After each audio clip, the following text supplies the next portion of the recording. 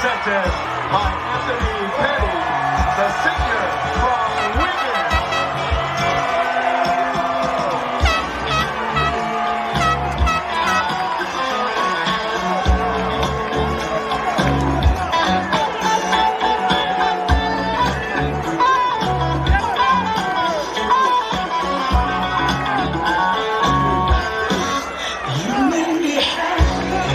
Get those pom poms in the air.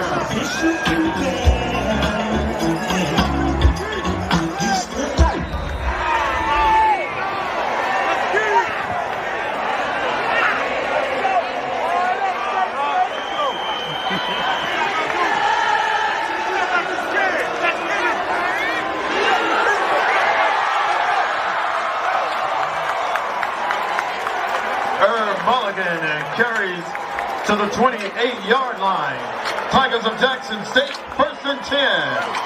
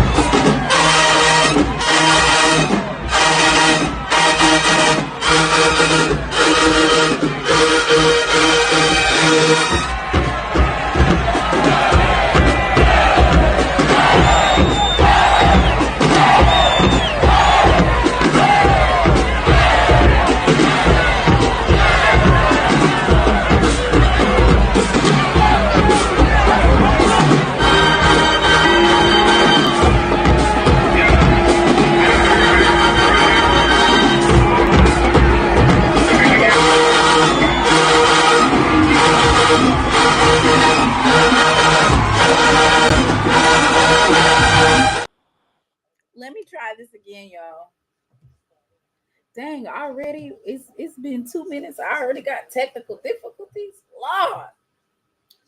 All right. Hey, Miss Wins. Hey, Daryl. Hey, Jay. Look, y'all. I really was gonna take a night off, but I said, well, let me go ahead and get this out the way. I think we should talk about it. Right. I think we should cover it because it is breaking news. That we cover the HBCU players who've signed undrafted free agent contracts. It's very important that we cover this because, you know, we want to make sure that people place things into context and not create a narrative that could possibly deter recruits from coming to HBCUs, right? And it's really disheartening to see. It's disheartening to see the amount of HBCU outlets that are doing it. You guys are literally the mouthpiece for promoting all things HBCU. And the first thing that comes to mind is doing something that... John's. No. Why? You cannot order Jimmy John's. Why? You don't even eat Jimmy John's. You just probably saw that. Okay, so it's really a bad narrative to have, especially when you are supposed to be the mouthpiece for HBCUs. Okay, no HBCU players got drafted. Okay, Captain Obvious. My line would be several HBCU players are signing NFL undrafted free agent contracts. Right?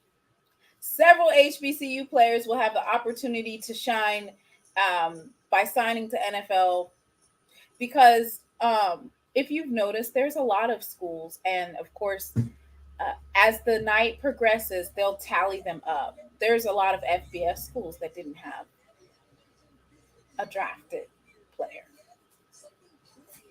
I don't want to be messy, but there's a school that literally their premise was, we're going to this school with these $500 million facilities because we have a better chance of getting drafted. They didn't draft anybody this year. Okay? They didn't. I can't help myself.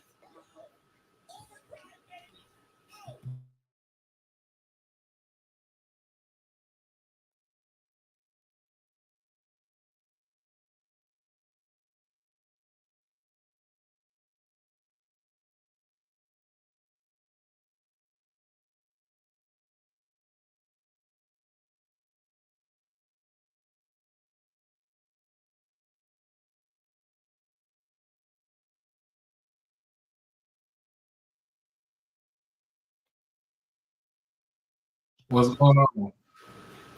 Lord, okay, so the reason why I be muting and unmuting is because I have to talk to my son sometimes. Oh, you good, shoot. I'd be like, hey. I'd be like,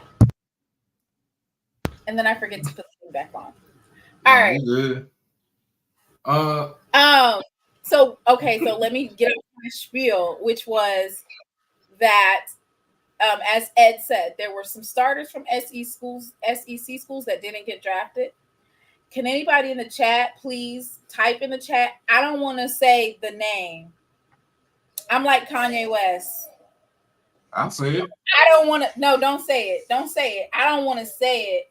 I'm not going to say it, but there is a school with $500 million facilities and a school that allegedly a lot of players went to this past season. They transferred to that school to increase their chances of getting drafted.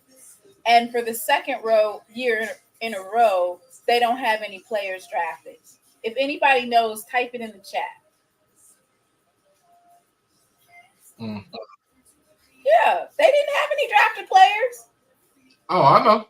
I know that was going to happen anyway. So please, but I'm very disheartened to see that that's the first thing that you see from these HBCU outlets.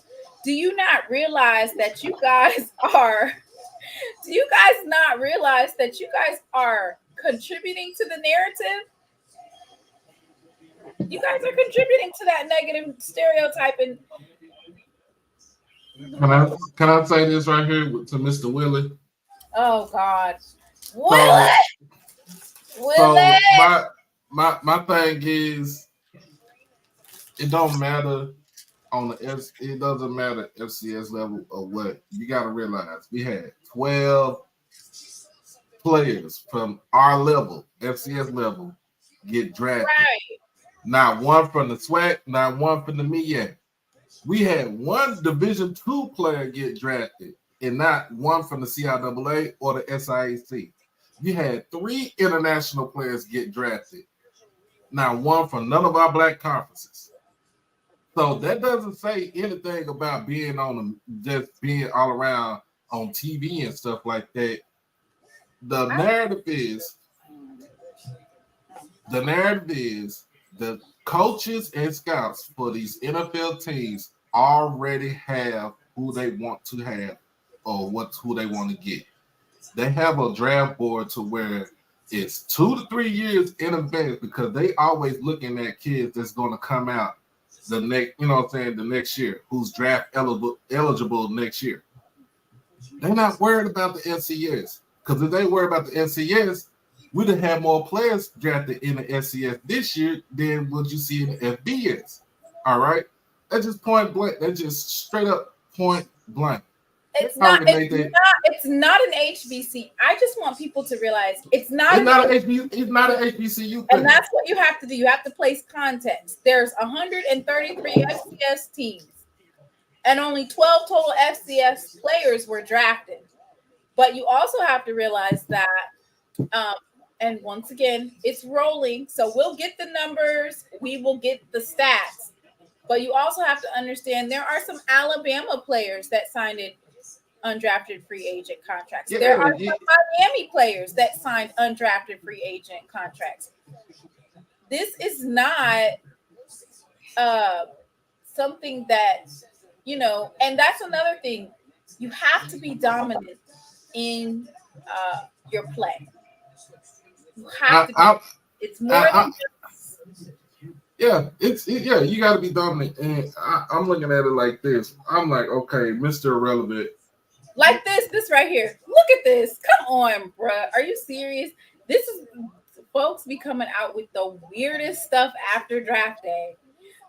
And if you look at some of these FBS teams and their football in social media, do you know what they're doing? Posting those undrafted free agent contracts. And where are they posting it? To promote their school. So my thing is, it's not LD. I'm telling you, it's not an issue as far as creating a merger between our schools and stuff like that in our conference. It's just the fact that nobody from the NFL really does not want to look at FCS or HBCU. Oh, well, whoa. I don't think it's that either. Why? What would? I don't think it's that either. You have to be dominant. Your numbers have to be off the charts. You have to have the measurables. You have to kill pro day. You need to be in some type of pro bowl or something.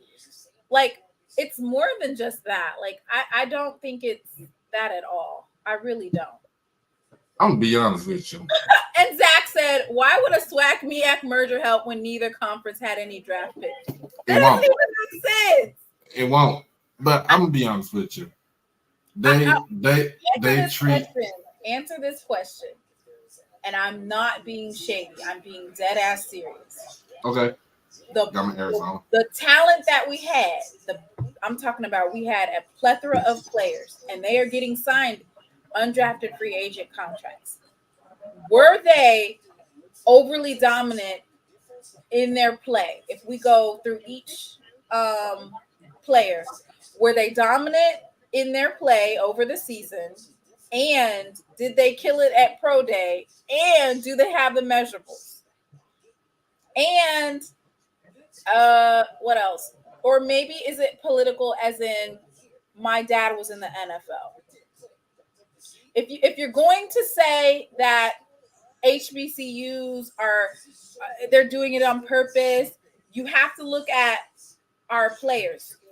Yes, they deserve a shot to go to the NFL. Do some of them need to be developed a little bit? Are some of them a project that the NFL said, I'm not going to necessarily take a chance on drafting them, but I will sign them? Well, and I would like to hear, like, if I know Blue is uber busy, and y'all, I'm getting ready to put Blue's. Blue, do you want to drop your FCS tracker or your undrafted free agents tracker?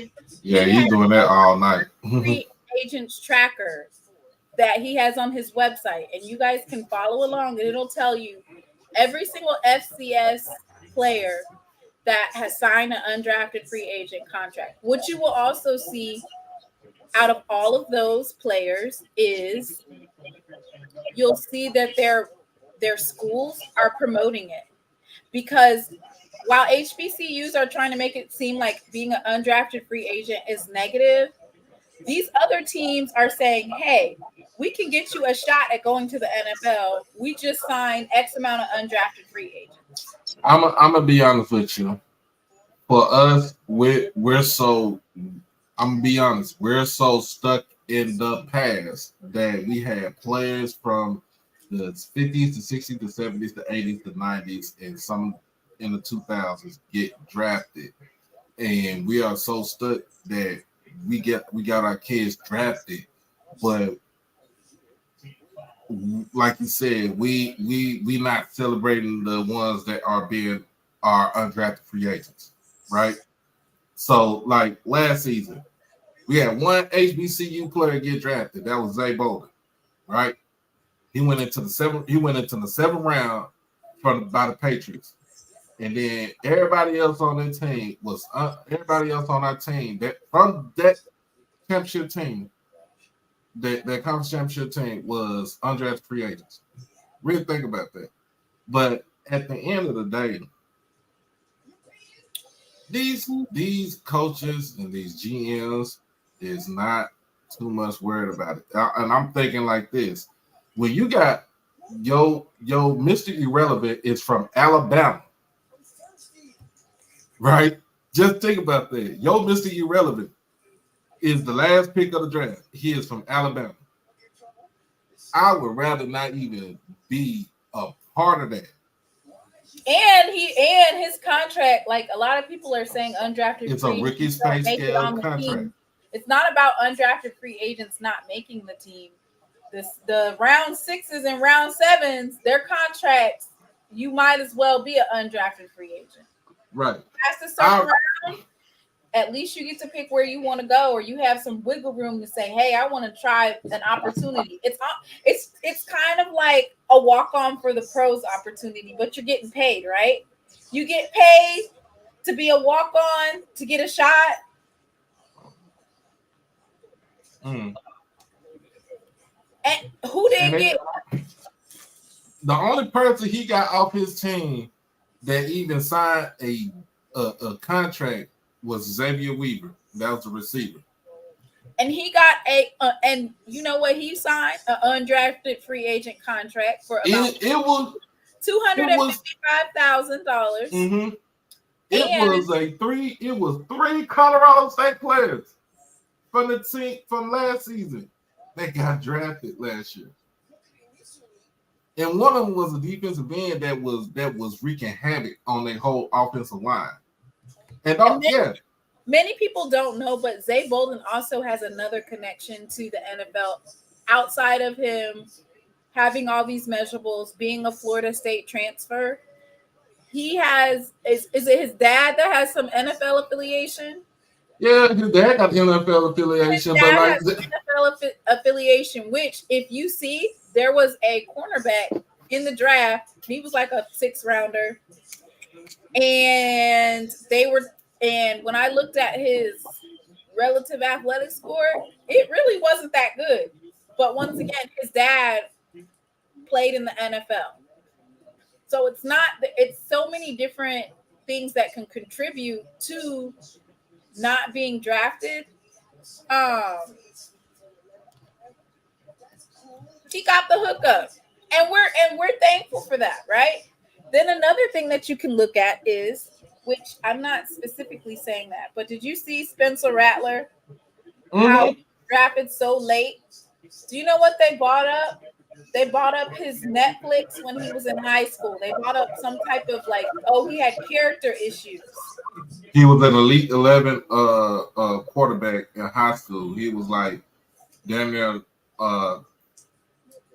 I don't know how. I think he was one of the top 5 quarterbacks to come out of his class. He goes to Oklahoma, and he plays his freshman year. So when his sophomore year comes, Caleb Williams comes into town. Caleb Williams, Rattler lost his starting job to Caleb Williams. And Spencer had to go and transfer. He transferred to South Carolina to try to get his name out there. And we all know what happened with Caleb Williams. Caleb Williams played 2 years at Oklahoma. He transferred to USC when Lincoln Riley left to go to USC from Oklahoma, and the rest is history. But at the same time, you got a kid. His daddy needs to be in the Hall of Fame right now. Frank Gore. Frank Gore Jr. didn't even get drafted. And he came out of Southern Miss.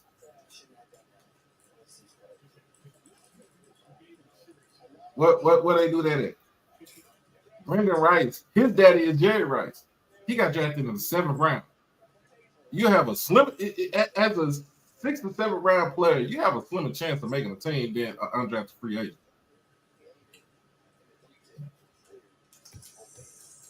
So let's go ahead and go through it. It is politics. Okay, so here's one thing that we can even show you that's politics, and we are so grateful that James Houston got drafted, but they didn't allow Houston to play till Thanksgiving, right? Well, they wanted him to develop. They wanted him to develop my ass. They didn't put him on the field, and he got just as many. He was on the practice squad as Aiden Hutchinson. You're not listening. Aiden Hutchinson was what? A 1st-round pick from the Detroit Lions, right? Mm-hmm. They actually cut James Houston. That's what they did. They cut him first. And put him on the practice squad. Then they signed him on the squad, right? And then on the practice squad. After they signed him to the practice squad, they finally elevated him, right? James Houston went, and he was getting ready to surpass Aiden Hutchinson in half the amount of games. True. Half the amount of games. He played. He came around right before Thanksgiving. It was Thanksgiving. Yeah, Thanksgiving. I remember because he was putting belt to ass. That is true. That's true. But my point is this: why? Because it's politics. We drafted a 1st rounder. He needs to be rookie of the year or whatever, and we can't let James Houston. We can't let him outshine our 1st-round pick. And so James did what? He put in the work. Mind you, this is somebody who was drafted.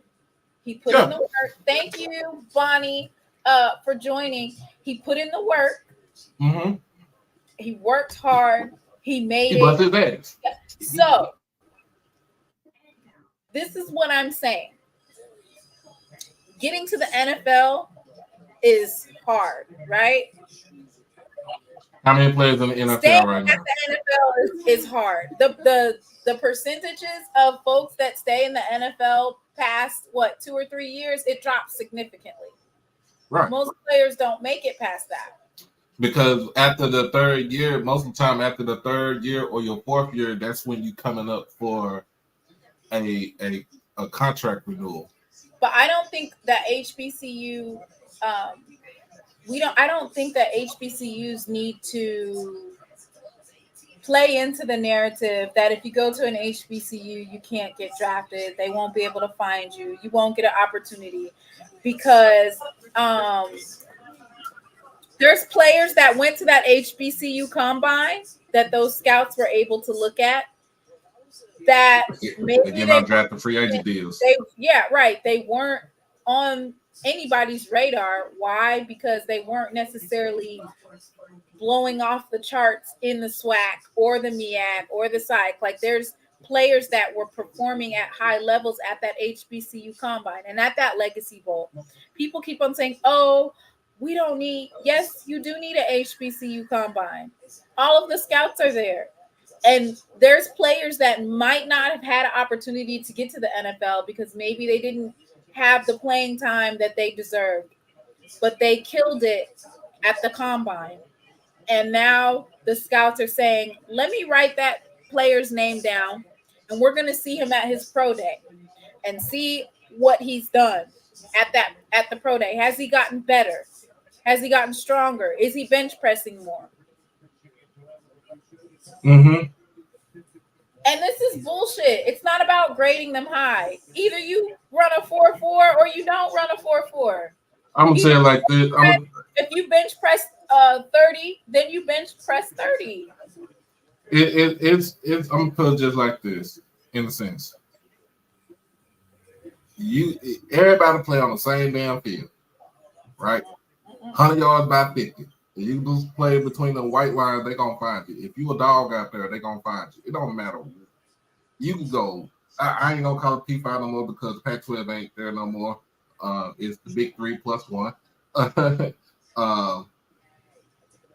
If you can outperform players from those 3 major conferences, they'll be able to find you. You know what I'm saying? Everybody's looking at all the NFL teams looking at the SEC, the Big 10, and then a little bit of the Big 12. And they got some from the ACC this past draft too. They looking at that. They ain't looking at nothing else. And then it was a tweet that, oh shoot, MEAC Mike put out. He said, well, if we don't need to settle for the Celebration Bowl. We need to go out there and play in the playoffs.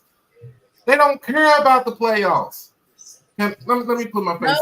There's only 12 players that were actually drafted. I mean, it would be interesting to see how many of those players were performing at the FCS championships at a high level, or if they were even on those championship teams. But we need less of HBCUs aren't this, that, and the third, and more of this. This is what kids want to see, right? Sundiata Anderson is headed to Seattle. This is what they want to see. And he's gonna play with a good defensive coordinator up there. This is what you want to see, right? Because let's talking about Sundiata Anderson and his production this past year. He could have, defensive. I think he was he preseason defensive player of the year? He was preseason defensive player of the year last season. He has the measurables. You talking about a dude that's 6'5", probably 6'6", if you really think about it. 245, about 250. Can play on both sides of the line. If it was me, I put him at a stand-up. I put him at a stand-up outside linebacker to showcase to where his speed and his agility to get to the quarterback. But at the same time, this is my whole thing. They ain't looking at no FCS playoffs. They looking at a couple of games in that before they even get to the playoffs. They're already saying what they want to see. And all I want folks to do is to be realistic. Sundiata Anderson has all the measurables, right? And you know what it could have been? Coaching, right? Scheme. Injuries. There's a lot of things that could have played in that. But what I just did is I just dropped in the chat. It's called, it's the relative athletic score. The relative athletic score is basically what they did for Pro Day, right? And this is a list of all the undrafted 2024 undrafted players. Look at their relative athletic scores. There's Davius Richards is like 1, 2, 3, 4, 5, 6, 7, 8. It's like the 8th player. They have players from Southern Illinois, Air Force, Idaho, Wyoming, Oregon, Rhode Island, Washington, Southern Mississippi. And when I say that, these are in order for how well they are on their relative athletic score. So that's how did they do on their 3-cone shuttle? How do they do on their bench press? How did they do on their 40 time? How did they do on their measurables? And I'm looking at this relative athletic score, and I pasted it in there so you guys can go look at it. These are all the undrafted players. James Madison, Delaware State, Iowa State, Delaware State running back Michael Chris Ike. He had a 9.66 on his relative athletic score, which I can open that up and look at it. We have Mark Perry from Texas Christian. South Alabama, Lincoln Civic. He's a fullback, I think. Storm Duck, a cornerback from Louisville. Like, I can go for days. UCLA, Utah, South Dakota State, Pittsburgh, South Carolina, Tyreek Johnson, a defensive end with a 9.44 relative athletic score, went undrafted. North Dakota State, that's one of the really, that's one of those big names that we see in the FCS playoffs, right? Mm-hmm. This is an offensive guard. Scored a 9.44. He did not get drafted. He got an undrafted free agent signing though. Yes, he did. But I'm going through it because I want people to stop this narrative that they're doing this to HBCUs. North Carolina State, Texas Tech, Buffalo, Boise State, West Florida, UCLA, Virginia Tech, Baylor. And mind you, their relative athletic score is in the top 10%. Like, these are high for their pro days. Texas State, Troy, Rhode Island, Albany, Florida. An offensive guard from Florida, Kingsley. I can't pronounce his last name, but he scored a 9.11. Louisiana Tech. Here's Morgan State, which I'm gonna click on that because that's an HBCU player. So this is Morgan State linebacker Devon Hebron. He had an elite vertical and broad. He ran a 4.47 40-yard dash, 20-yard split, 2.63 seconds, 10-yard split, 1.56 seconds. They can't really hear you with your TV. Oh, my bad. Yeah. The his height and weight and his bench, his height was okay. His weight, I'm guessing he was, if he's 227, what are they saying? He weighs too much? He need to lose some weight?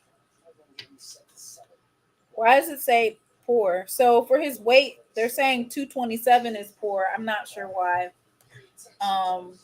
Maybe it's just for his size. And he just did okay on shuttle and 3-cone. Let me do Michael Chris Ike, running back from Delaware State. He has great height, great weight. He did okay on his bench press. His broad was good. Vertical was okay. He did elite on his agility grade. And his 40-yard dash was a 4.51.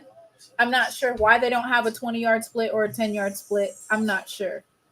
But basically, what I'm going over is basically the numbers. I don't want people to make these narratives and then everybody just goes and hauls and repeats them, because I think that that's unfair. I think that's an unfair narrative to say that all of these players. They're downing HBCUs purposely. Let's not do that. So go click on 2024 undrafted players. Go click on it. There's over 4,000 players entered in the draft every year. Everybody is not going to make it, and most seventh round picks get cut. Well, I'd rather not be a 7th-round pick. I'd rather just be an undrafted free agent. So that at least if you do get signed, to an undrafted free agent contract, you get to pick where you want to go. So even if you don't make it, let me go get my experience with the Dallas Cowboys. I always wanted to be a Cowboy. Let me go ahead and do that, right? You know you want to be a Cowboy. Sometimes after you get cut from those practice rosters, guess what? Sometimes folks pick you up. Isaiah Lamb, he wanted to sign an undrafted free agent with the Cowboys, right? He got cut and signed with the Indianapolis Colts.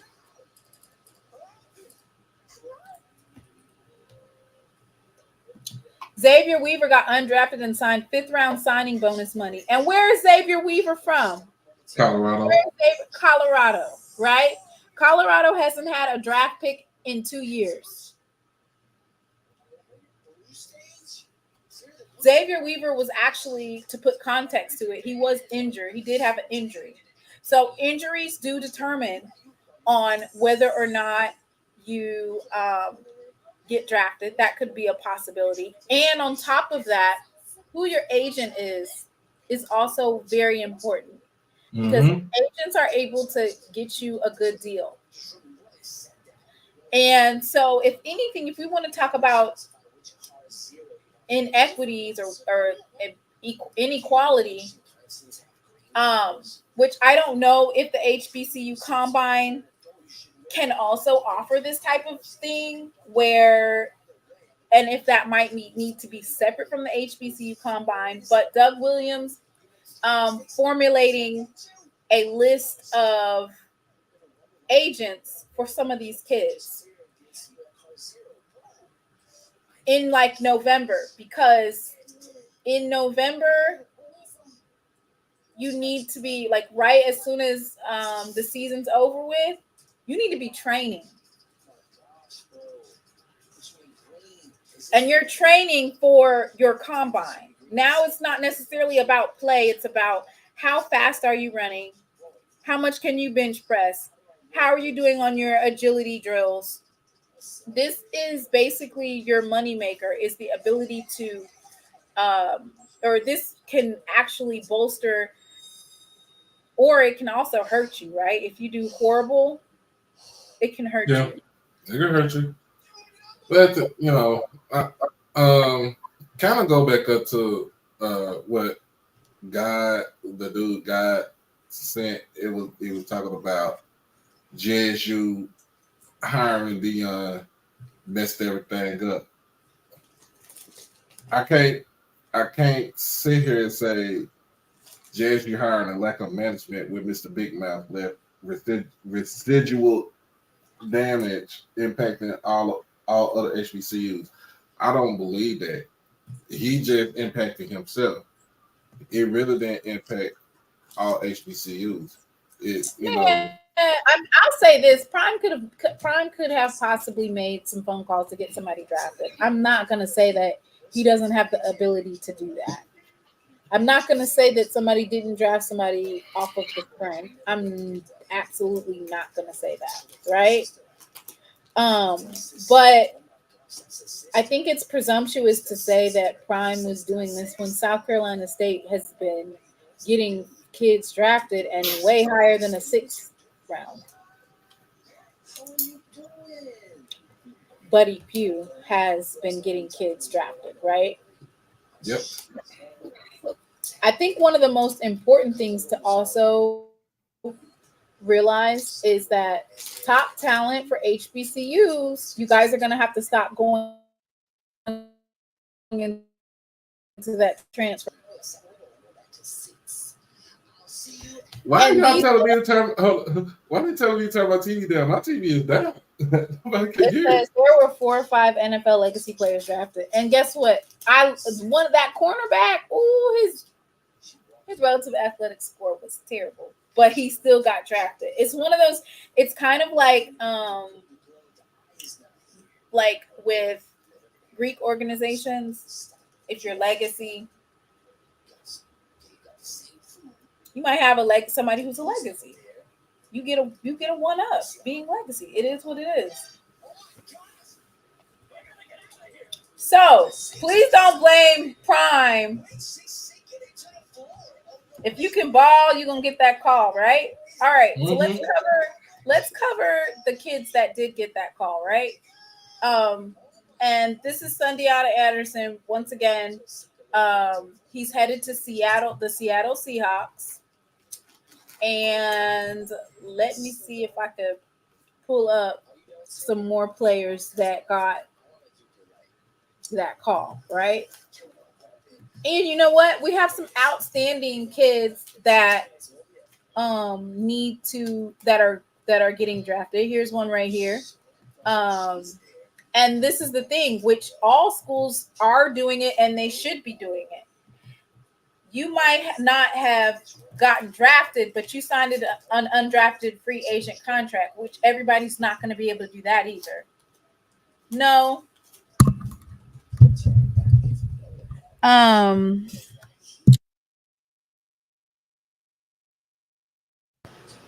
If y'all can hear something, it might be my son's. Well, it was the TV earlier, for sure.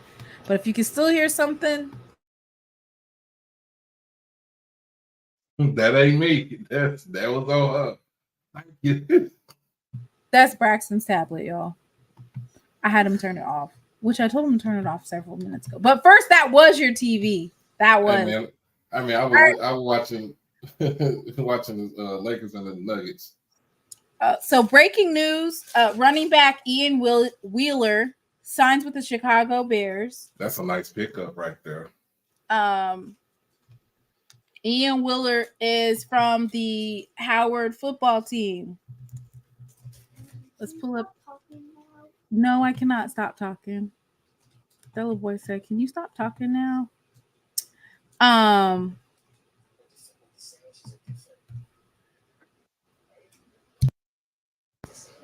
Let me see.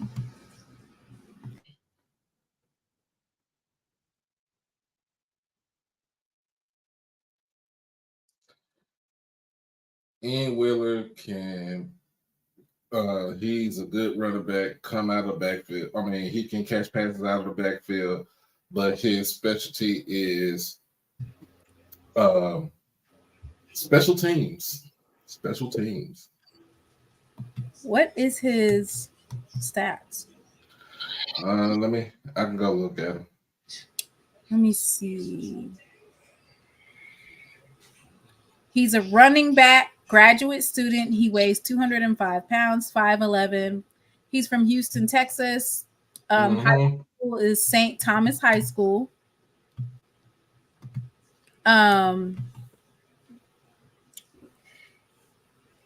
Season highs was against Robert Morris. 81 rushing yards, 59 was his longest. Rushing touchdowns 1, reception yards 45, longest reception 42.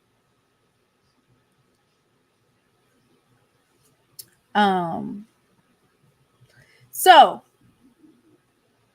let's see. Was he at the HBCU combine? Ian Wheeler? I think so. Let me go see.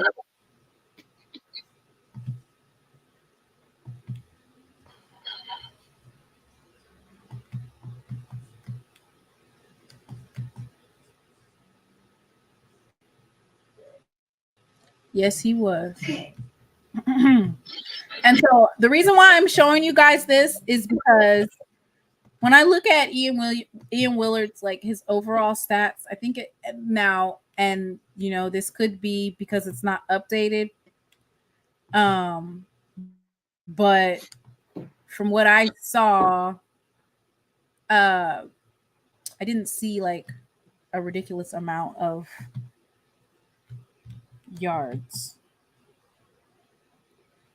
It says 52 attempts, 380 yards, 2 touchdowns, 88. Oh, he season high is 88 for kick returns. So like you said, he's on special teams, right? Yeah, and you gotta remember, Ian Wheeler played in a loaded backfield with Jared Hunter and Eden James himself. I forgot it's one more. It's one more running back from Howard, but he played in the whole loaded running back field. So that's the reason why you see his rushing attempts and his rushing yards were kind of low this season. But if you look at what he did on punt return and kick return, it's up there. Right.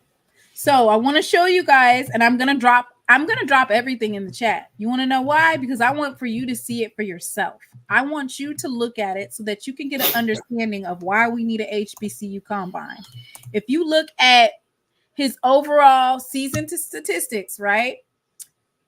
And then you look at the fact that he participated in the HBCU Legacy Bowl, and he did pretty well. His 40 yards dash was 4.57 seconds, 10 yard split 1.63 seconds. His vertical was 35.5. Broad jump was 10 foot 4 inches. Shuttle 4.62. So why am I saying this? What I'm saying is those scouts were able to see Ian Wheeler at the HBCU combine. This is why we need things like that, right? Because you have a chance to be seen by these people. When Ian Wheeler, they've probably been following him, but to be at that combine in front of all those scouts and for them to see it, let me write him down.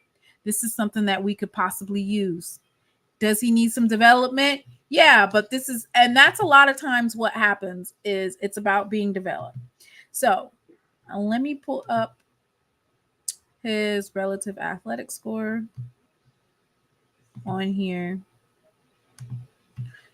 And this is the thing, like you can really look up all of these numbers. Everything is available for you to see for yourself.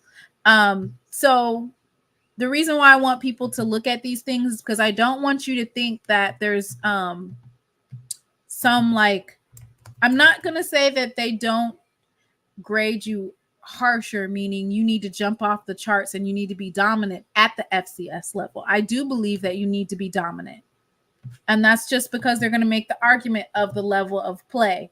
But if you are dominant in your scoring and you're doing what you need to do and they notice you, then you will get that call. True. And then also let's not forget and let's not down the other leagues that we have right now. The UFL that's going to play right now, the CFL that's getting ready to start up in a couple of months. So you got those other two leagues right there that you can try out and see. They got indoor league too. You got indoor league football, indoor football league. I wish they would have had the AFL back up again. And then of course, like you said, we got some other league. You got other leagues that's overseas that you can go and play. So let's just don't limit yourself. If I'm telling a player from one of our institutions, don't limit yourself for what you just going to the NFL, because I think that's what they do. Is either NFL or bust. Like if they ain't in the NFL, they don't care. And I saw a CFL player actually got drafted. And there was a couple of players who were literally drafted or they were drafted last year to XFL teams, right? Mm-hmm. And they decided to forego them.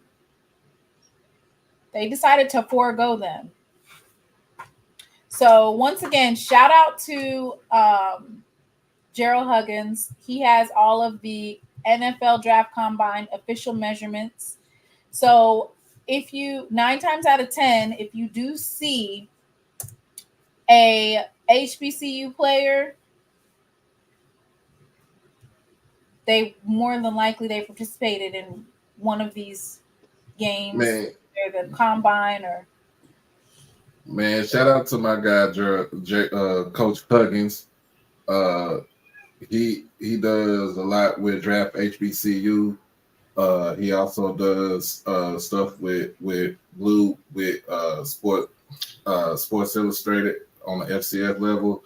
Also, think about this: he's a contributor on HBCU Nightly, and he is a position coach at Lincoln University in Pennsylvania. So he has a lot on his plate, and what he did, this dude had so many relationships with these players, like, and he looked at them like they was his, you know what I'm saying? Looked at them like they was his kids. So I'm just gonna give my boy his flowers, man, because he been putting in work. Like, he been putting in work. For somebody to call and say that he ain't no scout, and he been doing whatever he been doing, the work of a scout, also being a position coach at a D2 HBCU school, and you know, doing some writings with Blue. Like, he put in hell of hard work. So we're just going to shout out to a Jackson State alum. He got his degree, which young men take notice. You can do all of it. You can get a chance at the NFL, and guess what? You can get that degree. So Willis Patrick got his degree from Jackson State University. And then he transferred to TCU. And he was a TCU football. He was a lineman.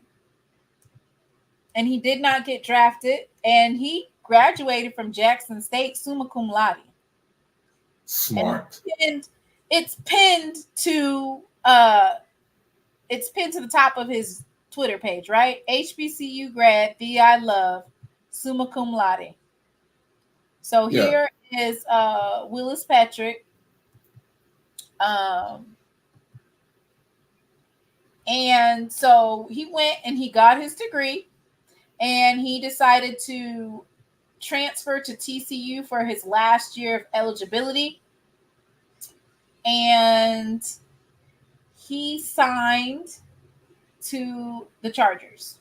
Yeah, and it's an interesting story about how Willis started out. I remember seeing him play at South Grand Prairie High School. He is from the DFW area. When he graduated high school, he ended up going to Division II Angelo State, which is in San Angelo, Texas. Going towards West Texas, he spent 2 years at Angelo State. Was all conference in the Lone Star Conference as a offensive lineman. Transfers to Jackson State. Was all SWAC at Jackson State. His only year at Jackson State, and then he goes to TCU and he does what he did at TCU. He came back towards the house with TCU, even though he didn't get his name called. Like you said, he got an undrafted free agent deal for the Chargers. Yeah, so that's a big story, right? You started D2. Yeah. Started D2 football. You transfer to Jackson State. You go and get your degree. Then you transfer to TCU for your last year of eligibility. And you get signed. Mm-hmm. And guess what? Guess what you see TCU football doing? Which is why folks need to stop that narrative about folks. Yes, I'll drop it. So Blue is currently updating the undrafted free agent, and he just sent me the link. He's updating it as it comes in. This is for all of FCS. It will be updated like periodically. I'm about to say, tell Blue to send that to me too. I'm gonna put it in the tracker. Like, it's literally 2 hours, and he's like updating it as you go. He might be in the chat, but he's really working hard to make sure to update everything. I'm gonna pin it. Let me see. How do I pin this? Oh, I gotta go to my. And I'm gonna be honest. Let's talk about this. So let's talk about, okay, so the draft, right? It just finished. So we saw how many quarterbacks go in the first round? Like what? Six quarterbacks go in the first. 6 quarterbacks go in the first round. There was not another quarterback that was drafted until Spencer Rattler. And what round did he go in? The 5th round? He went late. He went late. They said that he had some type of Netflix documentary that they did not like, and that it turned people off. And it was from high school. Like, how are you going to hold a high school documentary against a young man? Almost probably about 8 years ago. You guys are really using a documentary that was following him when he was in high school. But nevertheless, that's what they said. They said that, that's why he had to get drafted late. I mean, he still was drafted, but it goes to show you even your character can affect. I remember they were telling the story about Will Levis, and that the scouts didn't like his arrogance. They didn't like that he wore his arms out, and that he was very haughty and conceited. They didn't like that. And so that's why you saw him on draft night. He thought he was going to be a first round pick, and they did not. And they literally let him sit there the whole time. But he's starting with the Titans. Yeah, but he's starting with the Titans, but they made him sit. Made him sit. But as you can see, I don't know about Jackson State, but I most certainly would be putting former Jackson State alum, graduate Willis Patrick, transferred to TCU and signed with the Chargers for not his. So, and do you see how TCU is promoting it? They're promoting it in a way that is, hey, you guys can get an opportunity to go to the NFL from here. Even if it's an undrafted free agent contract, what is it? It's still an opportunity. So they're celebrating it. And that's the way that HBCU outlets and HBCUs should be doing. You should be celebrating when our young men get opportunities as undrafted free agents. All right, let's go to the next one. Ooh, this is a good one. Jablonski Green. So if you guys, I don't know if you guys remembered, but Jablonski Green against Jackson State, they played, that was our first game. So it was Patrick Godbolt and Jablonski Green Jr. They played in the Celebration Bowl, and then they played against us for the SWAC MEAC Challenge, right? And Jablonski Green was given our, I want to say, was it our left tackle? Was it our left? I want to say our offensive lineman was having issues with him. Patrick Godbolt gave our left tackle fist in that game. Okay. Jablonski is played mostly inside. Okay. So, I mean, I feel like we dominated, but sheesh. He's definitely a heavy hitter, right? And so Jablonski Green, he has an undrafted free agent with the Indianapolis Colts.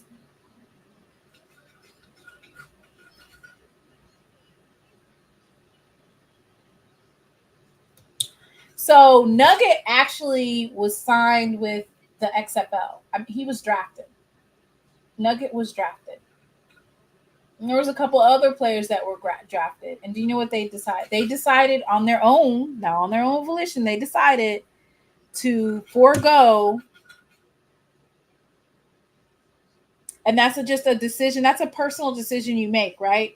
Do I go to the XFL now? Do I go to one of these semi-pro, not the NFL type? Do I go for one of those? Do I forego it and go to training camp? That's a choice that you make, because Nugget was drafted and several other HBCU players. And a lot of them decided to go to training camps or to go try out for the NFL. And there's a player that was a rookie of the year who played in the CFL, and he got drafted tonight. So sometimes it just depends on which avenue you take.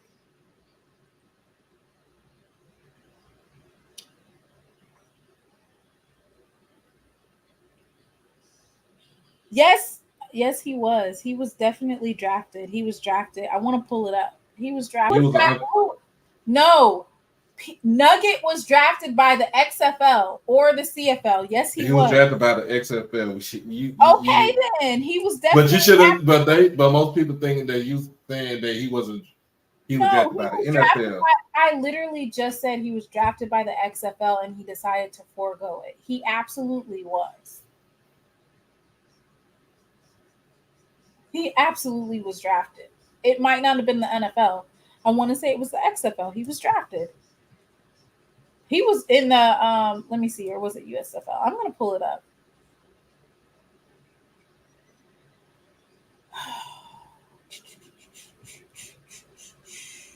Mm-hmm.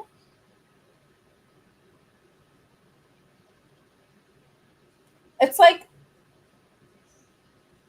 I want to say that he was drafted by one of these. It might have been the USFL because they called it, they've merged now, but he absolutely was drafted. Now,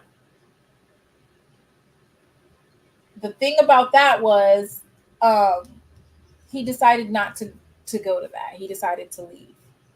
Aneem Dankwa, but he decided not to go to that. Aneem Dankwa for Howard, he signed in with the Eagles. Okay, let me pull that up. And that, of course, that's that Howard play left tackle. Howard offensive lineman.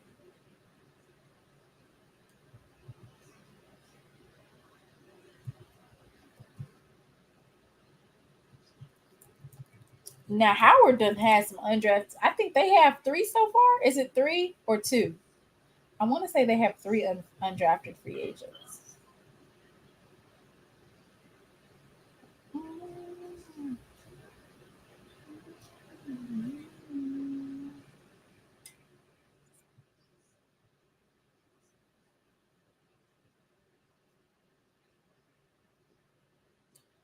Where did Amin sign to? The Eagles. Okay.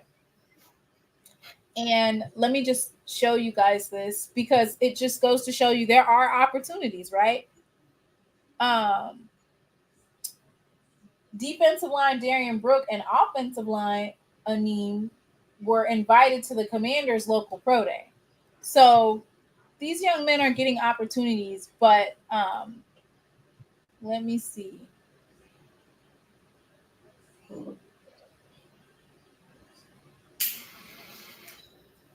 And Aneem was the one of them that was actually invited to the actual combine, right? Was he our only player? Aneem Dankwa and Willie Drew from Virginia State was the only ones invited to the NFL combine. I remember people were saying like, "Oh, we shouldn't have the HBCU combine," because one of the people who was advocating for that was actually Deion Sanders. We shouldn't have that. It shouldn't be separate. Shouldn't me? Jarvion.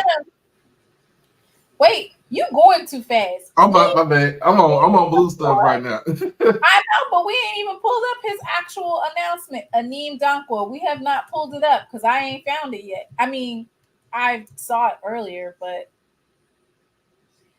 okay, blue got it. Aneem Dankwa, Howard offensive lineman, is reportedly signing with the Philadelphia Eagles. Okay. Oh wait, I actually was able to do that one for Jarvion Howard. Mr. Haynes, I'm calling just as many.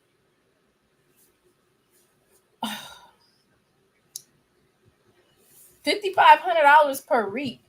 What are you talking about? First of all, CTE is from multiply getting hit in the head. Are they really going to get hit that many times during practice in that time frame? No. You're not getting CTE because if you get a concussion, one concussion, you probably out, right? How are you risking CTE by getting signed? I don't know about you, but $5,500 per week to put on some pads and do football that I love to do. As long as you're not out there buying red bottoms and what is it, Chrome Heart, or just spending ridiculous amounts of money. Do you know how hard it is to find a job doing what you love doing, getting paid $5,500 a week? A week. I'll take that risk, even though you're not going to get CTE that quickly.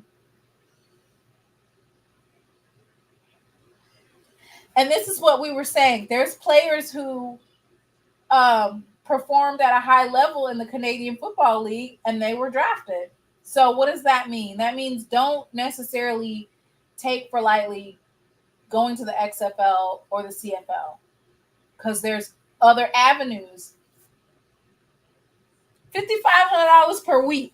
Shit, sign me up. These kids were what? They literally were playing at college level for scholarship money and 3 square meals a day and room and board. Some of them weren't even getting NIL deals. And you over here talking about $5,500 per week. Oh, this person is trying to argue with me. Or maybe they don't understand what I'm saying. So DeJon Warren was drafted by the USFL, I want to say. He was drafted.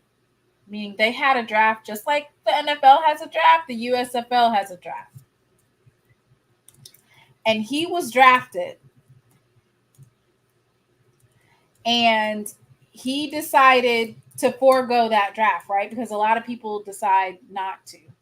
They decide they don't want to go to the USFL, or they want to take a shot at the NFL. And you know what?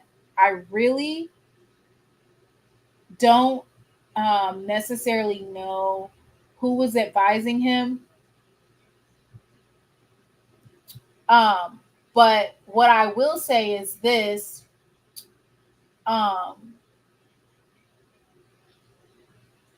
He was selected in the 5th round of the USL Collegiate Draft. I knew I wasn't tripping. So what I was trying to say about that was that Nugget, we knew that he needed to be developed, right?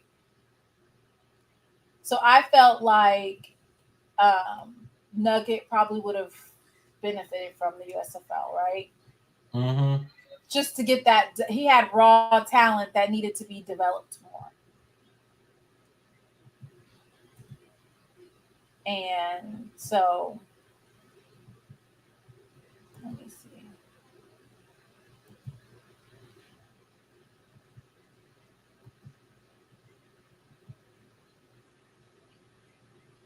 That's what I feel like.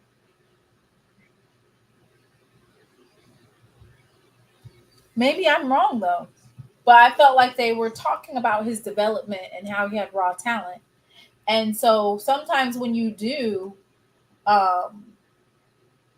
28 players were selected in the 2023 USFL draft. Mm-hmm.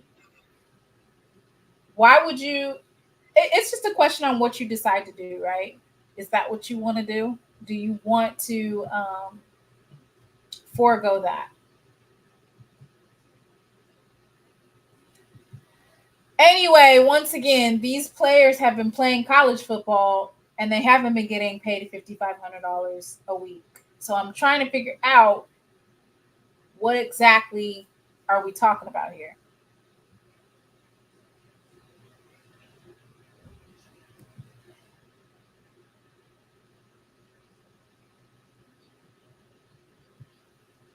This is what I was trying to say. He was drafted in the USFL and he decided, I don't want to go to the USFL. I'm going to sign with the Bears. He took a chance to go with the Bears. He took a chance.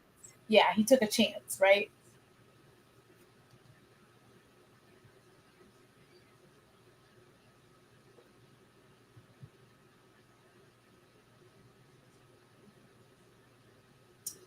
All right, so Jarvion Howard. And then I guess it also matters if you do sign for the $5,500 a week. So Jarvion Howard is signing with Green Bay Packers. Wow.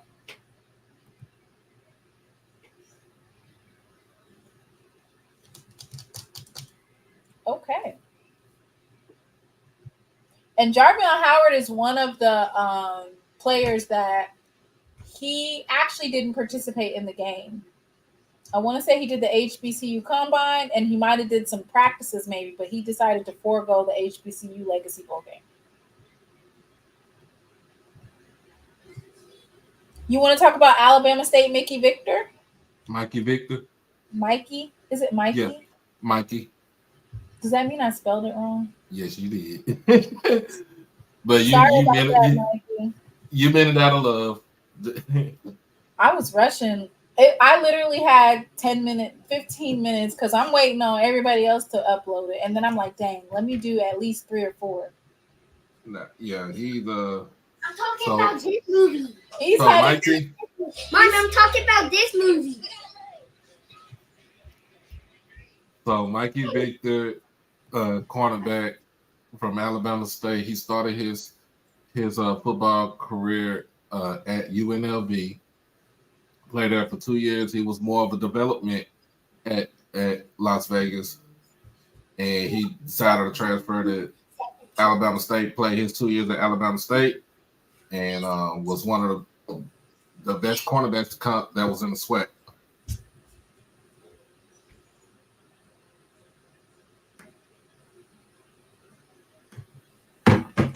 All right.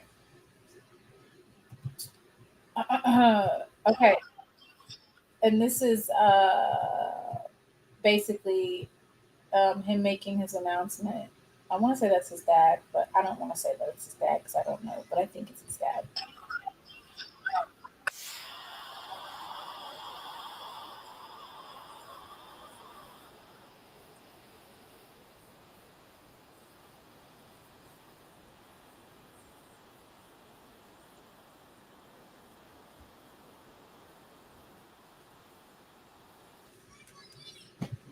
So what does that mean? You can get exposure, or you can get a chance to go to the NFL from a HBCU. You can get a chance to go to the NFL from a HBCU. Please don't let these folks.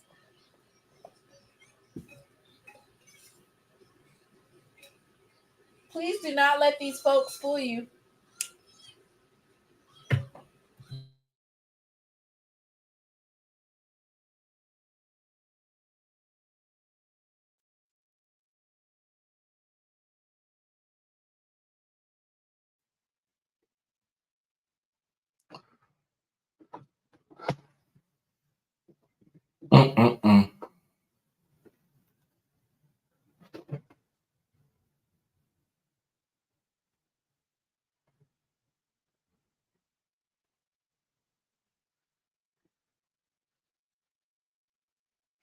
Oh yeah, I think that Mr. Garner, T.O.'s son, Tariq Owens, is going to sign an undrafted free agent deal with the 49ers.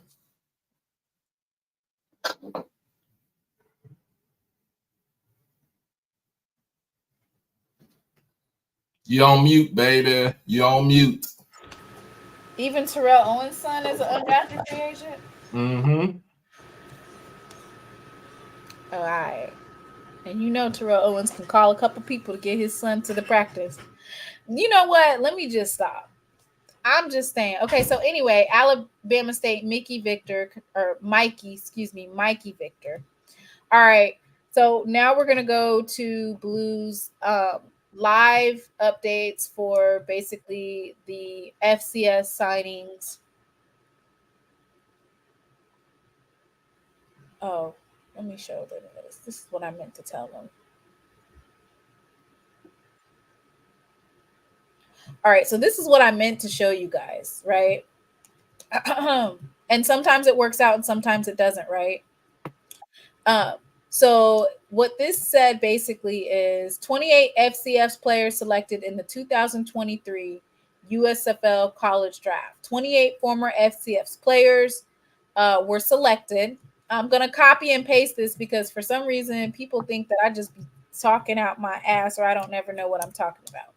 So this happened in late February.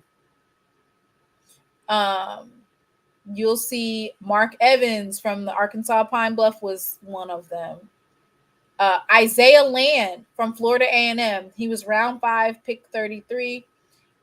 Isaiah Land, of course, he decided he was going to forego that. He signed an undrafted free agent with the Cowboys. And then when he was cut from that squad, the Indianapolis Colts picked him up. Mm-hmm. Deshaun Warren, round 5, pick 39, Jackson State cornerback. Derek Turner from Texas Southern, defensive back. Tennessee State, J.J. Holloman, wide receiver.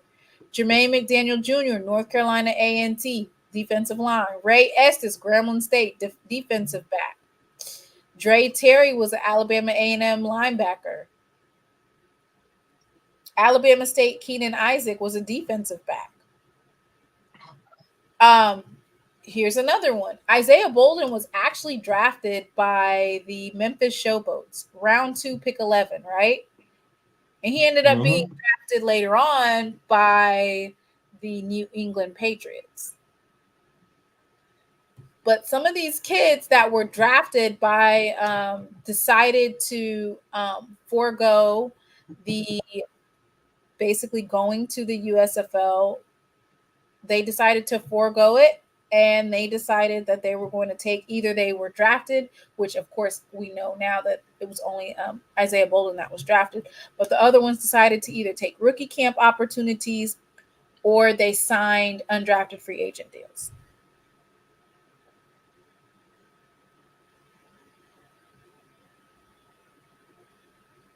Yep. Most of these kids was betting on themselves when they forego the USFL or the XFL. So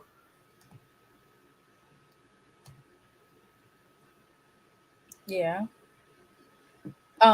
So of course this is the FCS tracker. So it says 12 FCS players were selected in the 2024 NFL draft. Below are former FCS prospects who have signed with an NFL franchise as an undrafted free agent or receive NFL minicamp invites. Alabama State cornerback Mikey Victor to the Patriots. Alcorn State running back Javion Howard to the Packers. Grambling State edge Sunday Anderson to the Seahawks. Howard offensive line Aneem Dankwa to the Philadelphia Eagles. Howard running back Ian Willard to the Bears. South Carolina State line defensive line Javonte Green to the Colts. So we still have not seen any updates on Davius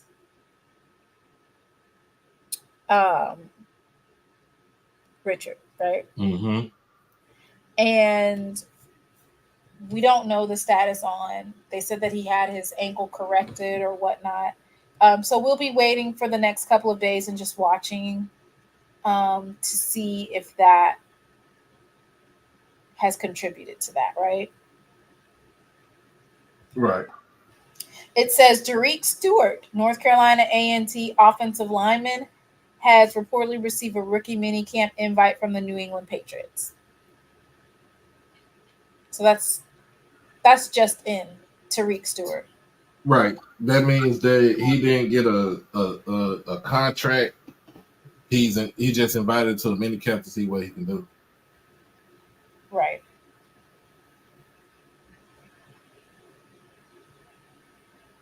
Oh, so that was his coach. Excuse me. That was Alabama State's coach.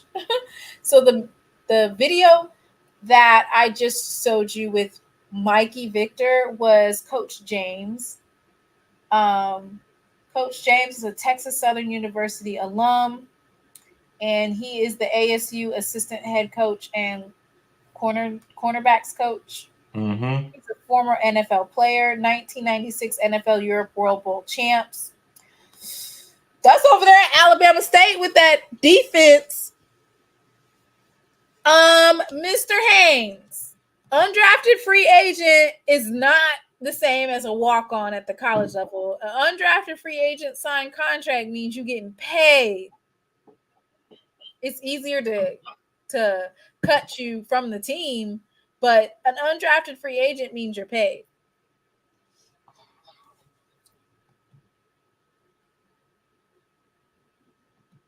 Morgan State Jordan Tolles to Baltimore as an undrafted free agent. So yep.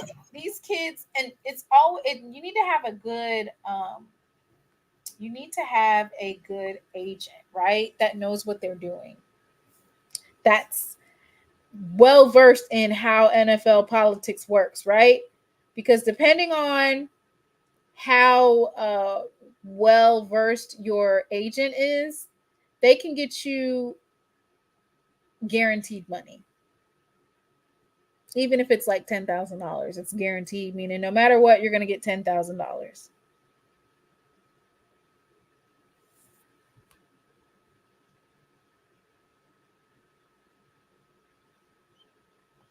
That's what happened to me.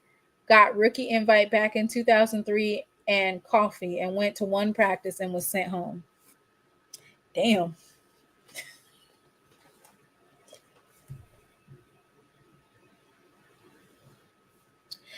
Okay, Marvin. So once again, please let me know where you getting paid $5,500 a week.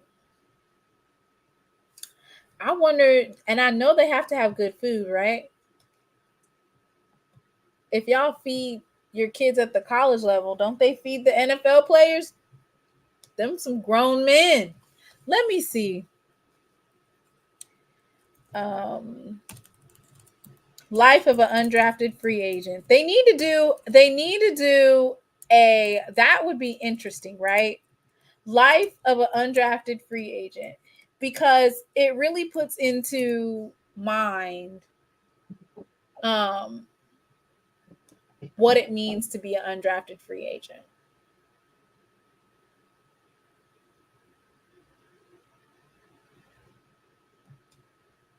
Let's see what their base salary is.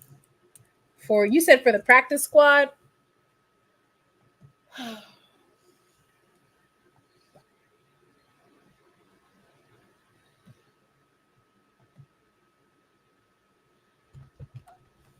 It says UDFA signings by year. So it looks like this is how many they usually, in 2012, they signed roughly above 600 undrafted free agents. COVID draft class, they only signed less than 300 undrafted free agents.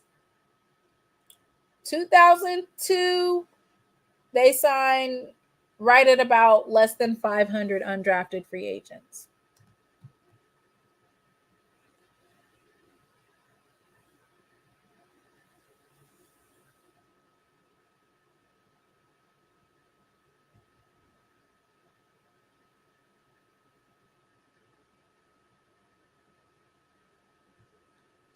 It says teams such as Cincinnati Bengals, Green Bay Packers, and Pittsburgh Steelers do not guarantee salaries in their undrafted free agent contracts. The only guaranteed money the player will earn is via the signing bonus.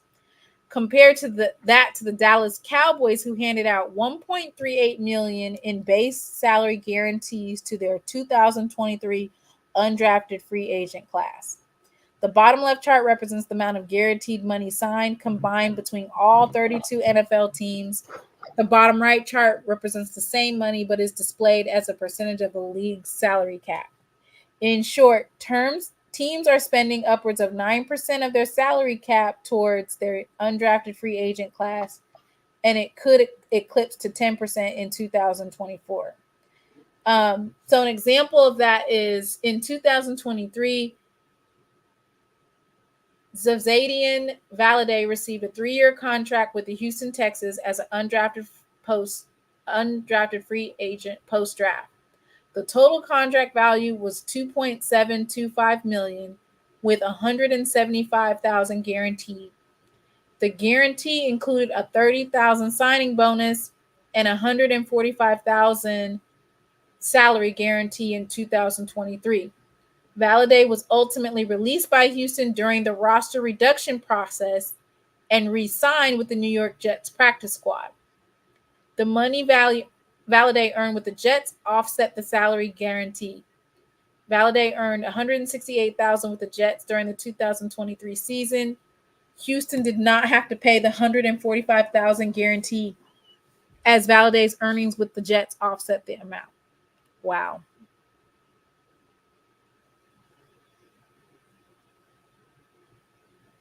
It says reason 3, salary guarantees could be utilized towards a prepayment for practice squad salaries during the regular season.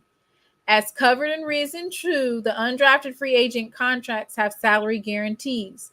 Using the Valladay contract again, for example, Valladay remained with Houston and earned a practice squad roster spot.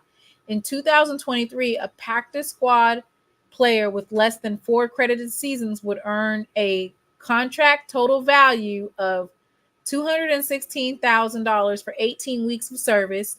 Houston would have already paid $145,000 of that $216,000 through the undrafted free agent contract as part of the offset salary provisions. Let me read reason 1.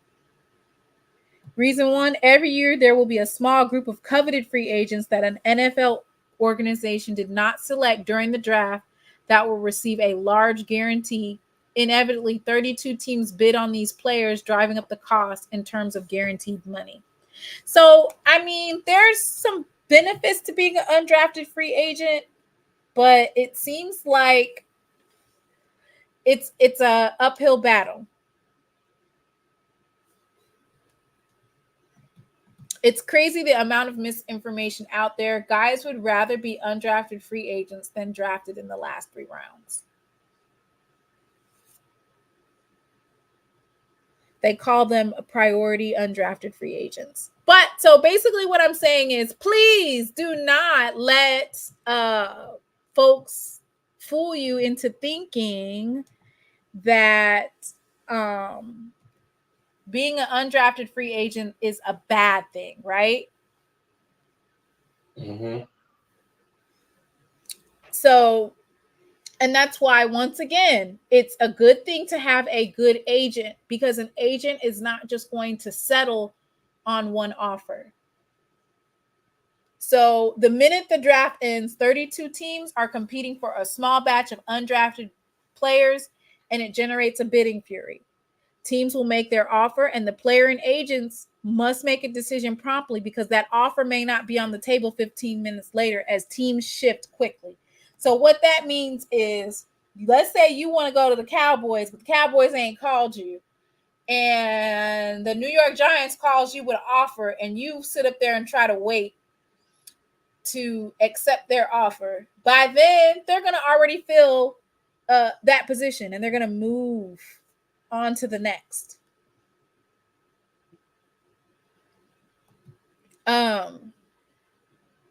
So that's why I explained why has spending increased. So basically, they've actually increased the amount of money that they spend on undrafted free agents.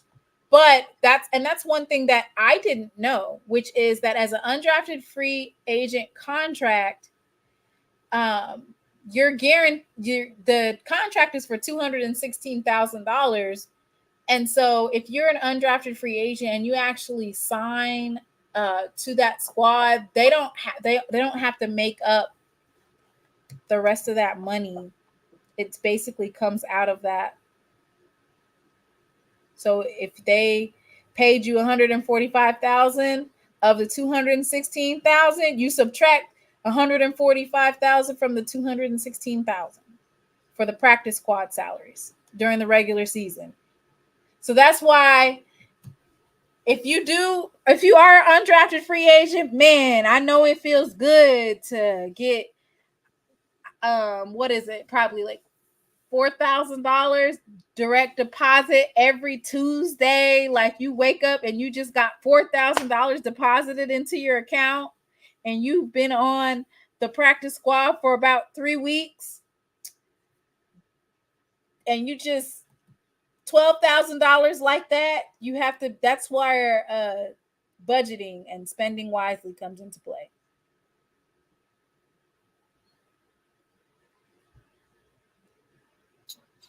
Yeah, this is a good thing to get to talk about this, get this narrative out. And just to say, even if you play at an HBCU or in the FCS, there's still a possibility that you can be on somebody's team. I would be choosing the worst team ever. I would be choosing the Carolina Panthers. Don't I have a better chance of making the Carolina Panthers than a stacked roster like the Chiefs? Well, the way the Panthers are doing right now, they don't have no offensive line. What are they trying to do? They have no offensive line. Well, they drafted offensive line. They were drafted offensive line. They must have did it in the third, fourth through 7 rounds, because when I was watching, mind you, I covered the first round and I was like, oh hell no, I'm not doing this unless I feel like a HBCU player is getting drafted. So I didn't come on Friday. I was like, I'm not doing that, because I literally covered it for 4 hours and all I saw was a whole bunch of Mac Jones type of quarterbacks getting drafted and Blaine Gabberts, the type of quarterbacks that are not good. Okay. And maybe it's not good. Maybe it's, I'm not going to say they're not good. What I'm going to say is they're not like a Cam Newton good. Like, oh my gosh. Outside of Caleb Williams, right? Caleb Williams got some flaws too, but that's. I'm just saying, like, like a quarterback that makes you excited. CJ Stroud for the Texans, that was exciting, right? Yeah, and the fans. They just need some really good offensive linemen. I'm gonna have to see it, but when I looked at the Panthers, I was like, "What are y'all doing? Where is the offensive line?" I feel like the way that you have to protect your quarterback, and they've notoriously over the couple of years, they don't protect their quarterback because they don't have good offensive line. And so getting all these first round really good players and nobody to protect them, you really setting them up for failure. And they didn't have they gave away all their first round picks. What's going on? But then they went back and traded back also. Oh, well, some of those. If I'm an offensive lineman, then I know I'm decent and I know I can compete, and I'm gonna look at the teams that need offensive linemen, right? I'm gonna be looking at the Panthers for sure. I don't know. It's just like signing to a stacked roster like the Kansas City Chiefs or the Philadelphia Eagles, unless your particular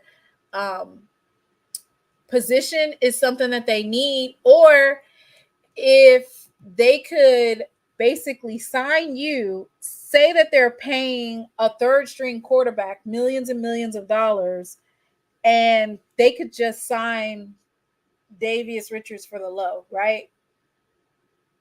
Mm-hmm. I'm going to cut that third string quarterback and sign Davius.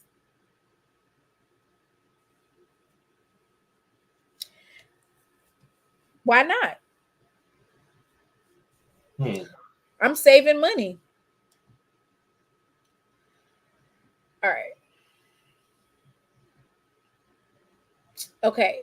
How often do undrafted free agents make an NFL roster. It says from 2012 through 2023, an average of 2.79 first-year undrafted free agents make it on a team's Week 1 roster. This includes players on reserve, injury reserve,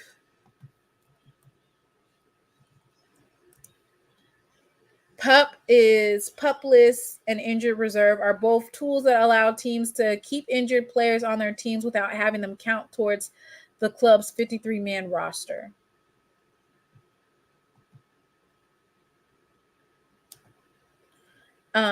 So physically unable to perform. So the pup means physically unable to perform. And then an NFI means non-football injury and illness. So players claimed during the waiver process after the initial 53-man roster reduction. For the same period, an average of 4.12 first-year undrafted free agents make it on a team's Week 1 practice squad. On average, 25.68% of the total undrafted free agent class will make practice squad for Week 1 of the season with one of the 32 teams.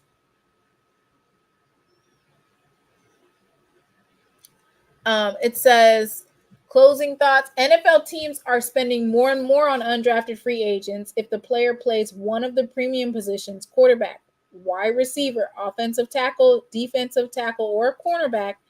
An argument could be made on a preference of being an undrafted player as opposed to a drafted player strictly from a guaranteed money viewpoint. A player drafted 7.252 who spends his entire rookie season on the practice squad will earn more cash for 2024 compared to an undrafted rookie due to the larger signing bonus that the drafted player would have received. Coveted undrafted players could earn slightly less money with an opportunity to secure a larger guarantee as part of the undrafted free agent process. It says if a player hits, which is rare, an undrafted free agent can earn a new contract 1 year sooner than a drafted player. Additionally, an undrafted free agent could go through the restricted free agent process since undrafted free agent contracts are 3 years in length. AJ Bowie with Houston is a good example of an undrafted free agent becoming a hit going through the restricted free agent process. And this is from Cap and Trade. I'm going to drop this article so that you guys can read it because I think it gives you a view about undrafted free agency. Teams also do this. Say a kid from an HBCU is a 4th and 5th round pick. Some teams will put out false info like failed drug tests, domestic battery charges to get him to fall and get cheap. Wow, I've never heard of that. Nasty work. Are you sure they didn't actually do what they were accused of doing? It depends. Was it one of those situations where they had a character issue and then they used that to get them for cheap? Because I could see that happening.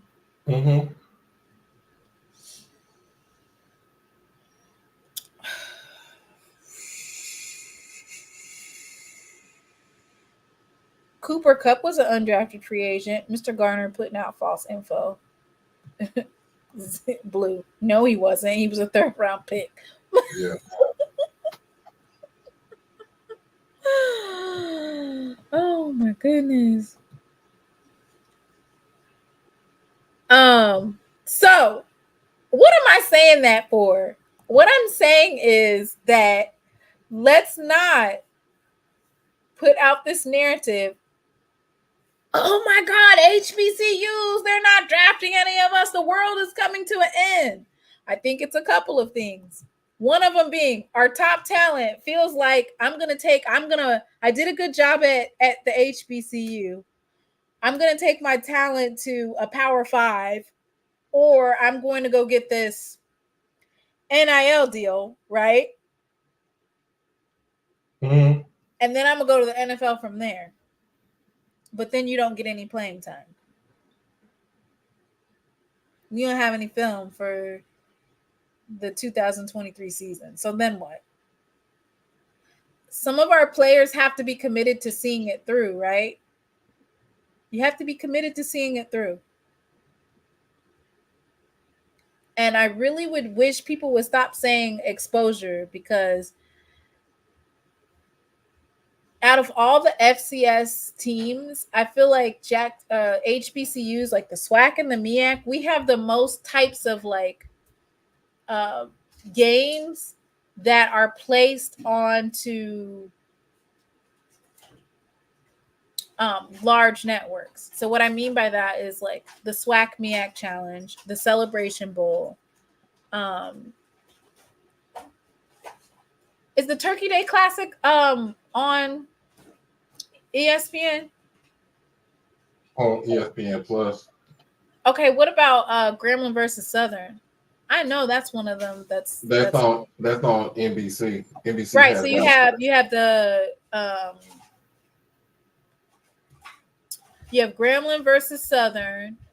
You have more than likely Southern versus Jackson State is going to be one of those that they push up, right? And there's a lot of times that they actually do push up some of these games. The Florida Classic, the Orange Blossom Classic, we have, I want to say at least 5 or 6 games that are on, like, we're not just talking about the Pac-12 network or Flow, what is it? Flow Hoops? What is it? Flow Sports. Flow Sports and the CAA, right? I just want people to stop saying that. It's not true. HBCUs have a lot of promotion. They have a lot. And then, I don't know if you guys have ESPN Plus, but I do. All of the football games are literally on ESPN Plus. All of them. There's like 40 to 50 different colleges that have football games any given Saturday, and they're all in the FBS, the FCS, all of them.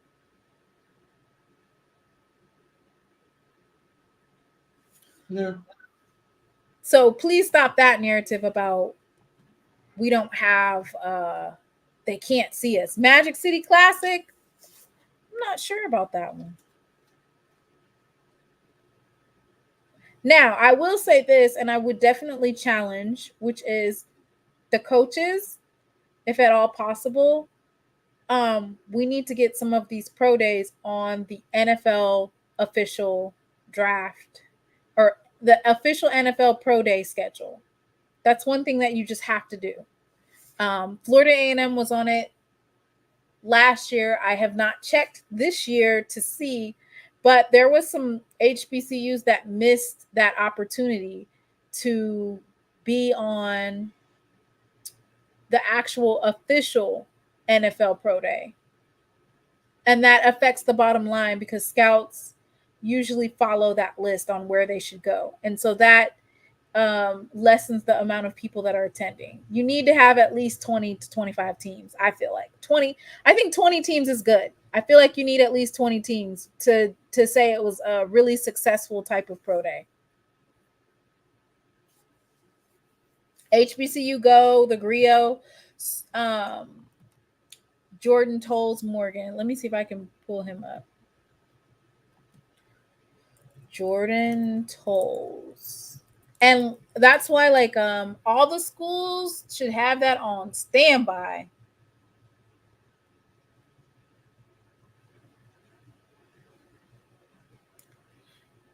So Jordan Tolles, he started his career at LSU out of St. Francis, and he's from Morgan State, and he decided to stay in Baltimore.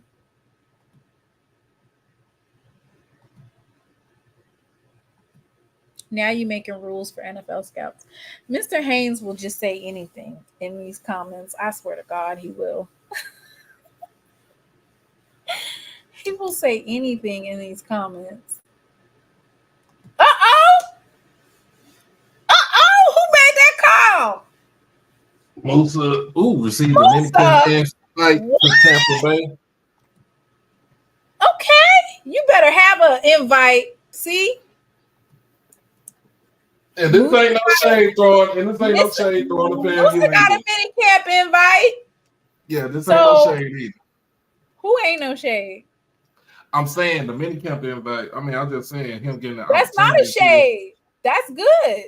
Yeah. Once again, that is good. Why would that be shade? Some people would think it's shade because of who we are. Where we from. What? I don't throw shade on Musa. He was literally the offensive player of the year. It would behoove him to not get a rookie invite. It would behoove him not to. He was offensive player of the year. So once again, what does that tell you? Yeah, maybe we got some. We look. If you can play, they're gonna find you. If you can ball, you're gonna get that call, okay?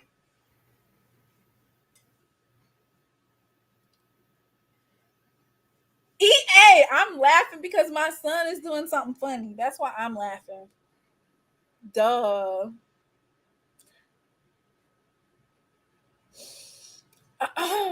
So, moving right along, y'all. Moving right along. Uh-oh, here it is right here. Jeremy Musa, Florida A&M quarterback, has reportedly received a rookie mini camp invite from the Tampa Bay Bucks.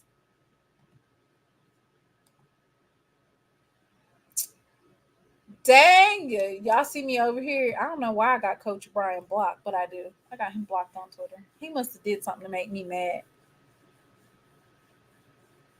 We're still waiting on John Huggins, y'all.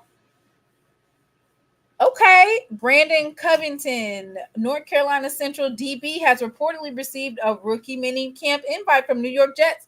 Are they already only giving out rookie? They done gave out all the undrafted free agent contracts that quick? Damn, where's the rest of the... Oh, okay. Y'all follow Blue on Twitter. He's got all the updates. And then once again, I have it pinned, the undrafted free agent roster. Lord, these comments.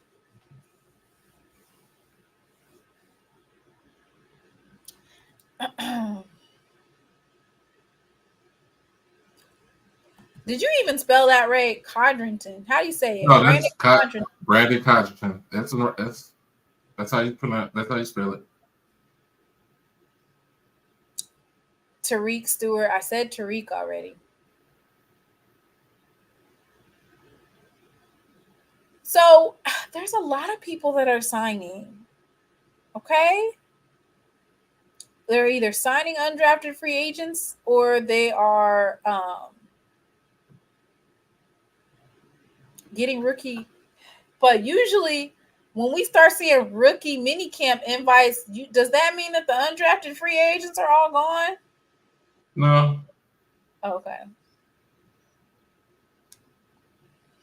And I'm going to tell you somebody else who is always posting stuff. His name is Aaron. Aaron Wilson from the NFL. This is somebody who's really good to follow, to keep up with as far as like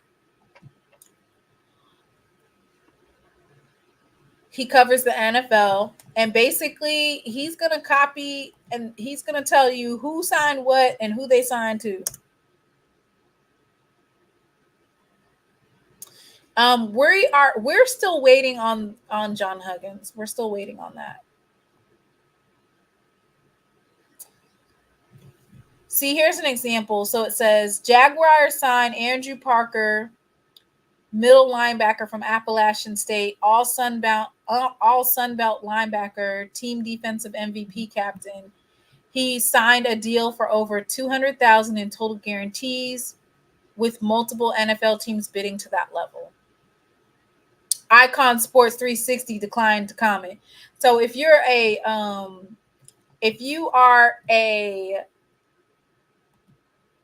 student athlete, y'all need to go follow Icon Sports Consulting. Okay, y'all need to follow them. Here it is right here. Icon Sports Consulting LLC. You don't need to be talking to them right now, but just follow them on Twitter so you know that when it's that time,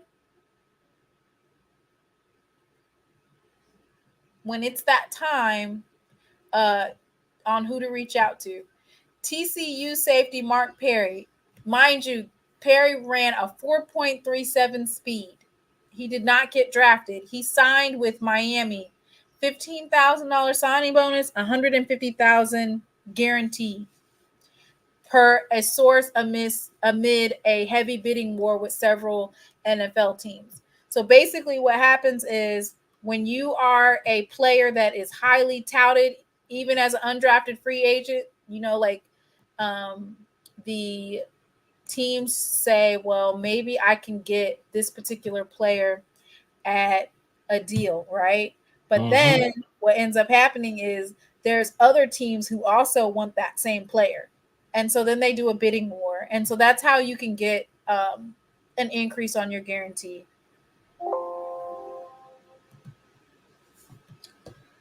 It is also worth noting that, wow. So you can go to multiple different mini camps as well. But, yeah, dedication is very important.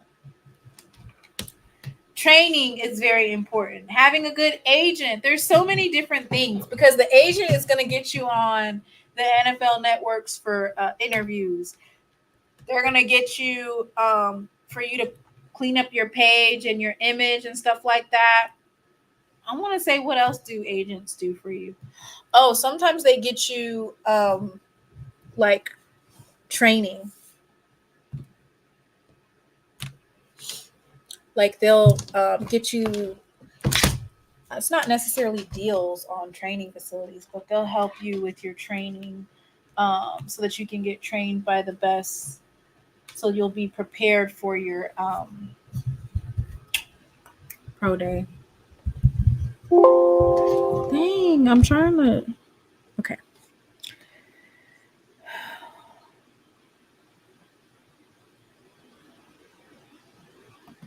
Musa receives his master's degree in a few weeks in sports management. No dumb jocks from FAMU. Congratulations. All right. Moving right along. Let me see who else is on here. Just because it's interesting.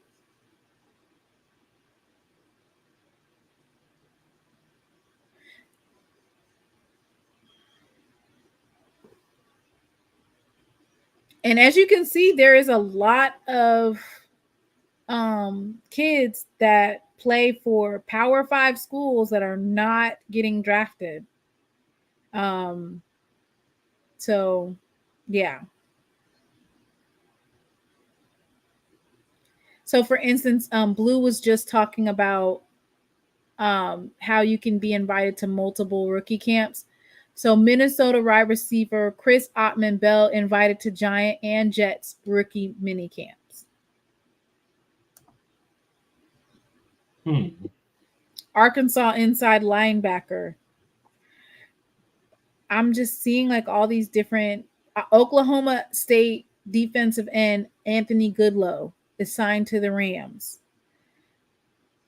Nebraska guard signed to the Saints to an undrafted deal as a priority free agent.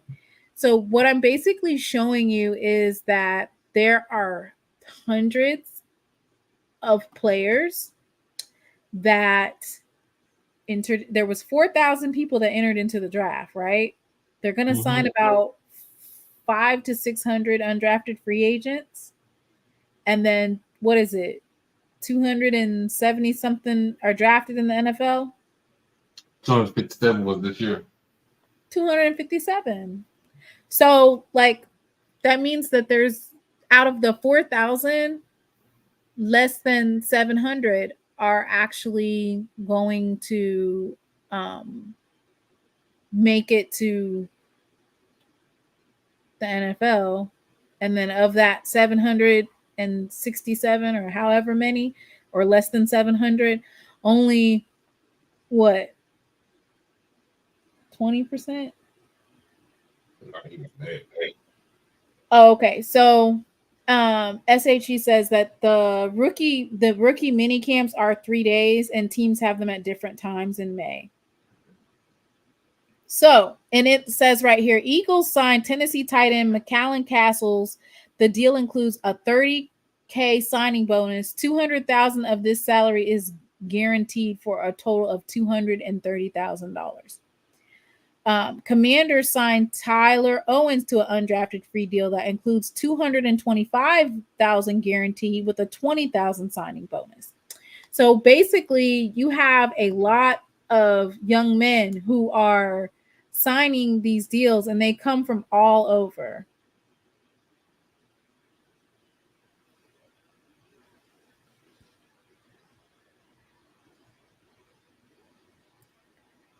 And so sometimes they might sign you for a little bit of money. Seahawks is signing tight end Jake Westover to a free agent deal that includes a $25,000 signing bonus. $50,000 of his salary is guaranteed for a $75,000 total guaranteed per source.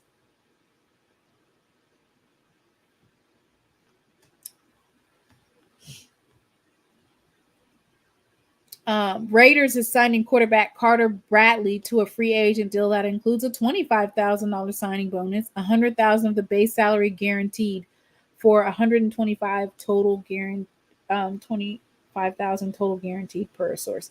So what am I showing you, and why am I showing you this?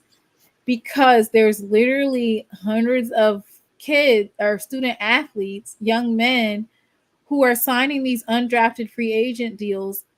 And on top of them signing these undrafted free agent deals, they are coming from Power 5, FCS. They're coming from all over. Majority of them are actually coming from the Power 5. They're coming from Notre Dame, Oregon State, Army. Well, Army's not Power 5. LSU.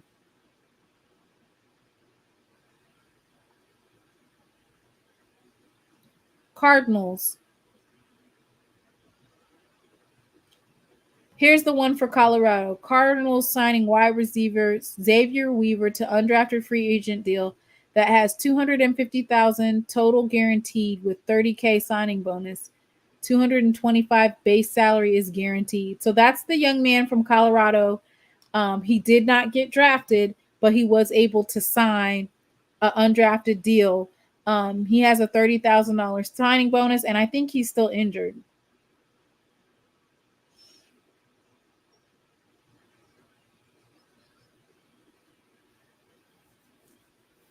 So what I'm saying is, please stop this narrative about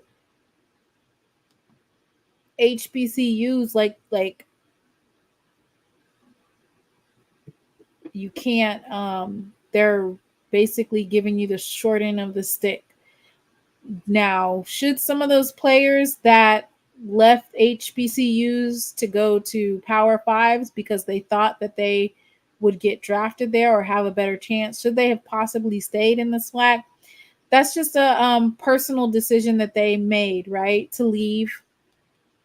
But can anybody tell us how many of the young men who left from HBCUs to go to Power 5s, how many of them signed or were drafted?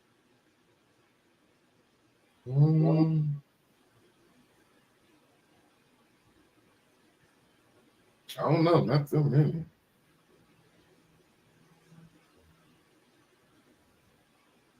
That's something I have to look into. I'm trying to think of some players that left and that we haven't seen their names yet. If you have them in the chat, go ahead and name them. We're talking about players that left. Okay, it says Tez Walker was drafted in the 4th round. He was at North Carolina Central for 1 season. So here's one player who left North Carolina Central. And so you're talking about Willis Patrick. So the only reason why I don't necessarily count Willis Patrick is because he actually graduated, right? I think. Well, I Gotta mean, count 'em. You gotta count yeah, let's count it. So Willis Patrick went to TCU and he was able to sign an undrafted free agent. We have a couple of players that we're still waiting to hear to see if they're going to get an undrafted free agent contract or a rookie camp invite, something, right? So far we have two. So Tez Walker and then Willis Patrick.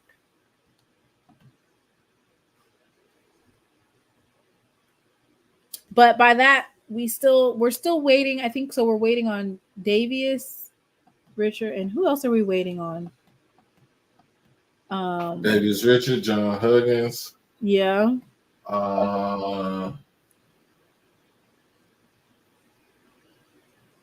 Willie Drew got picked up. Did Willie Drew get picked up? I think he got picked up.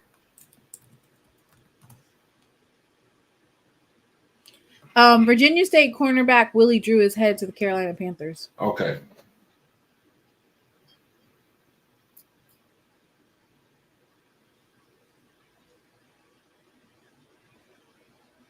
So Willie Drew, actually, the Virginia State player, he actually performed in the Senior Bowl, correct?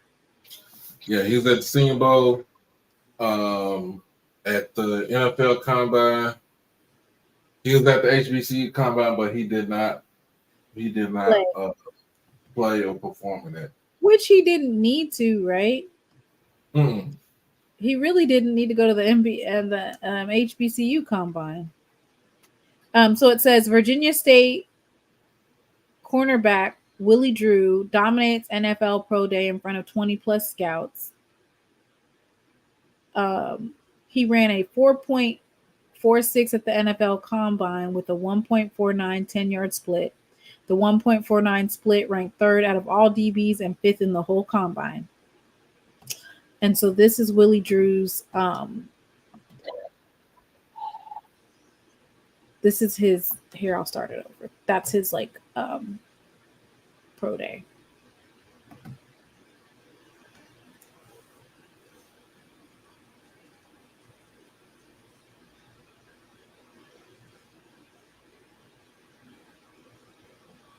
So Niles, we haven't heard anything. You're talking about from Missouri. Mm-mm. Blue also said that players don't have to sign tonight. They can wait and negotiate better deals. Yep. So we might see it in the coming days, right? Some more players.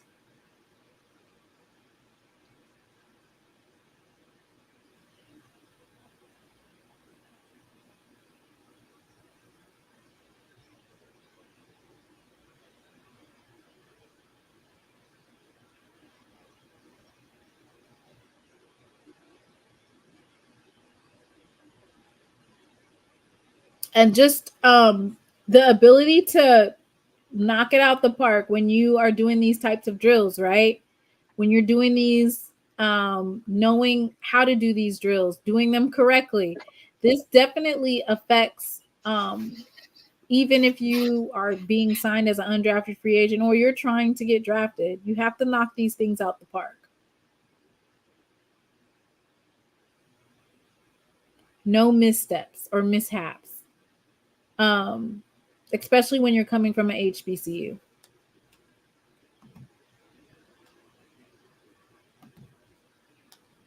That's just how it is.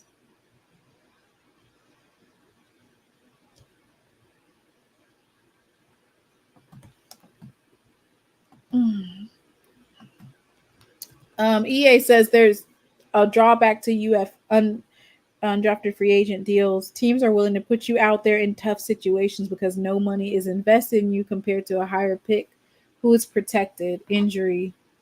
I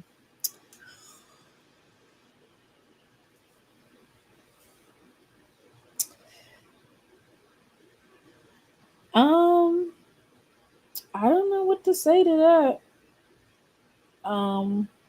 I would just probably look out for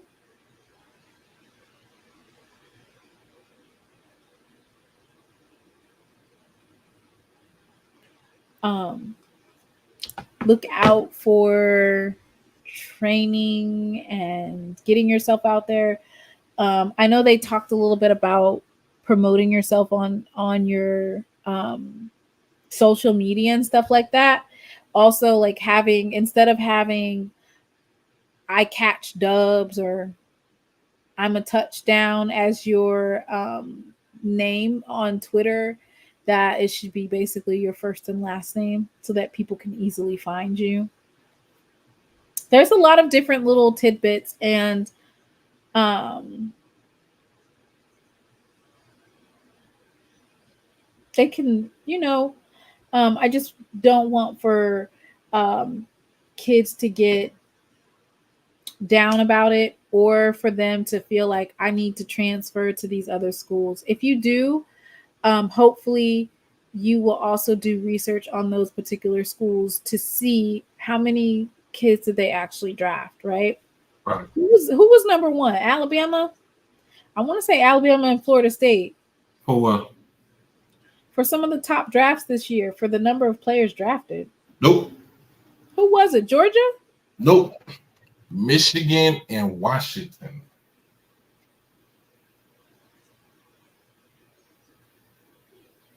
The championship team? Mm-hmm. The two teams that played the national championship game had pretty much the most players drafted. I mean, that makes sense though, right?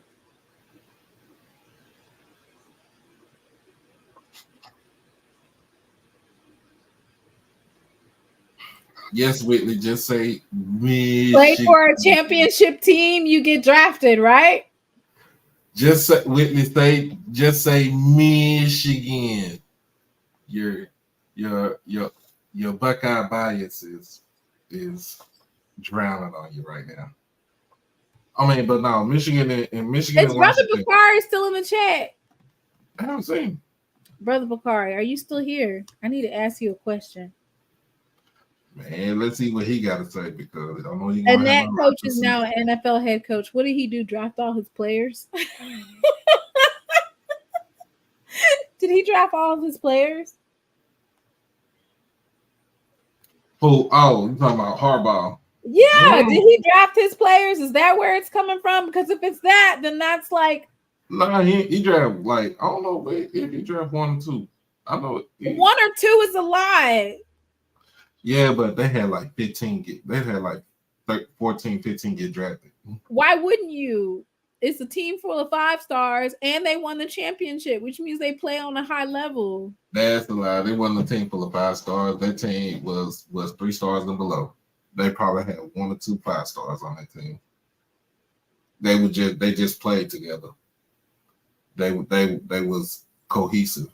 He coached the team the way he coached it.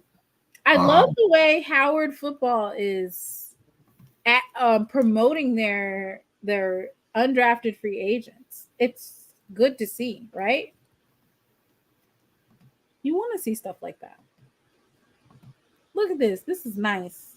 Ooh, this is nice. Let me share it so y'all can see it.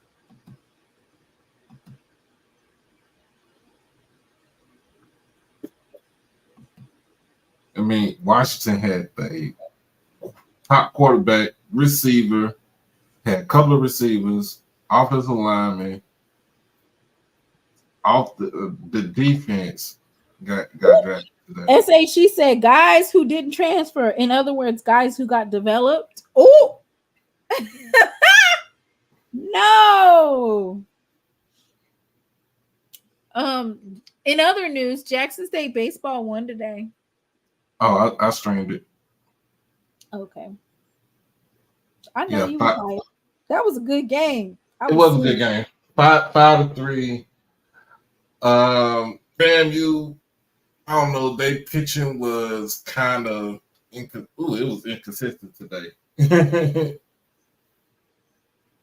I need them to bring this. They have to win out the series. They need to win. I don't like him in the Eagles scheme. Why? Why do you not like him in the Eagles scheme? You don't think that he'll work with the offensive line?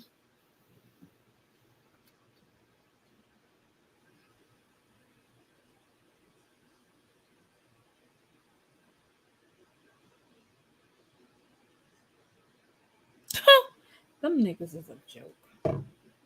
I can't take them seriously.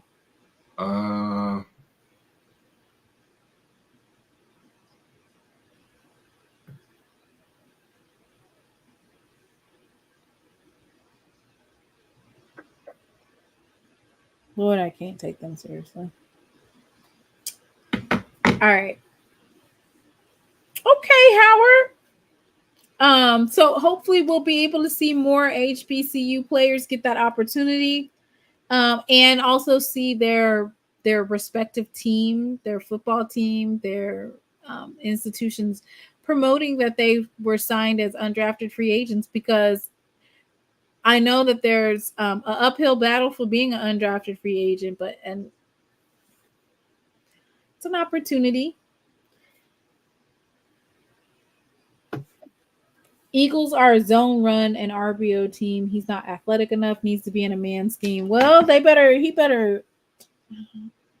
And when you say zone run scheme, basically he's gonna have to drop a little bit more weight, because I'm about to do this. I mean, 6'8", 3. I think he's probably at 350, man. So he probably gonna have to drop another 30 pounds. All right. So can you give us the rundown for when they report? Like, how is this going to work? Do they need to be still working out and training? Like, how is this working? When does the practices start? So most of the time, once the team drafts you, so when you get drafted, the rookies go to a rookie symposium, which is in a sense is mandatory, because they teach you, they talk to you about everything. They talk to you about what you're not supposed to do, talk about being financially stable, financially smart. Then the teams, they come out with their own, the days that they have their rookie OTA mini camps and stuff like that. No rookie you cannot dodge that. If you dodge it, basically that means that you don't want to play. You don't want to be on the team.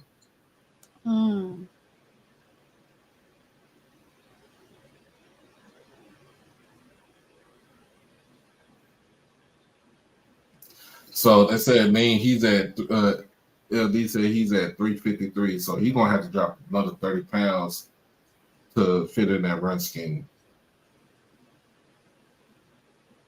Well, I mean, it just depends on how serious are you. Like, if you need to drop that, then you need to drop it. You have to do the work. Like, you have to do the work, especially since you are undrafted free agent, which I'm sure that he is committed to dropping that weight and working on his agility and speed. And that a lot of times that's one of the reasons why also NFL teams will sign you as an undrafted free agent. If they see that there's things that you need to work on, they're going to sign you as an undrafted free agent to see if you can get there. Blue said, yeah, NFL rookie transition program. Yeah, that's mandatory. Benedict quarterback. Okay. Division 2, Aeneas Dennis. Okay. All right. If you ball, you get the call. So basically what you're saying is, and this, you know what? Sometimes this comes along with getting a good agent and also being realistic, right? Some people will be like, that's the thing about an undrafted free agent. You can sign wherever you really want. Like, if they'll take you, you can sign, but you really want to be in a place where an O-line that needs some help, right? Or I don't know. I think the Panthers is a great place for people to go. Or where else? What's a good team? As far as what? For offensive linemen. The Cowboys. Trust me. Trust me. Look, we didn't have to.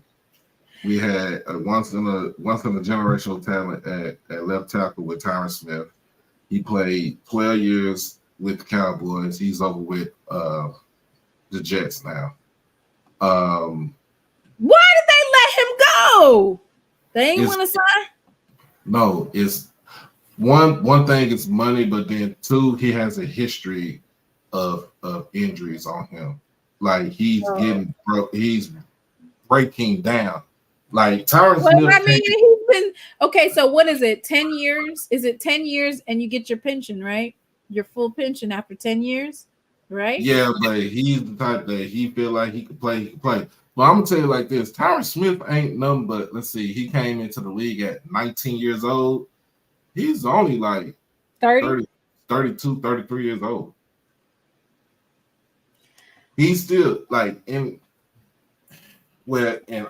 our case, he's still young, but in NFL's case, he's old as dirt. I mean,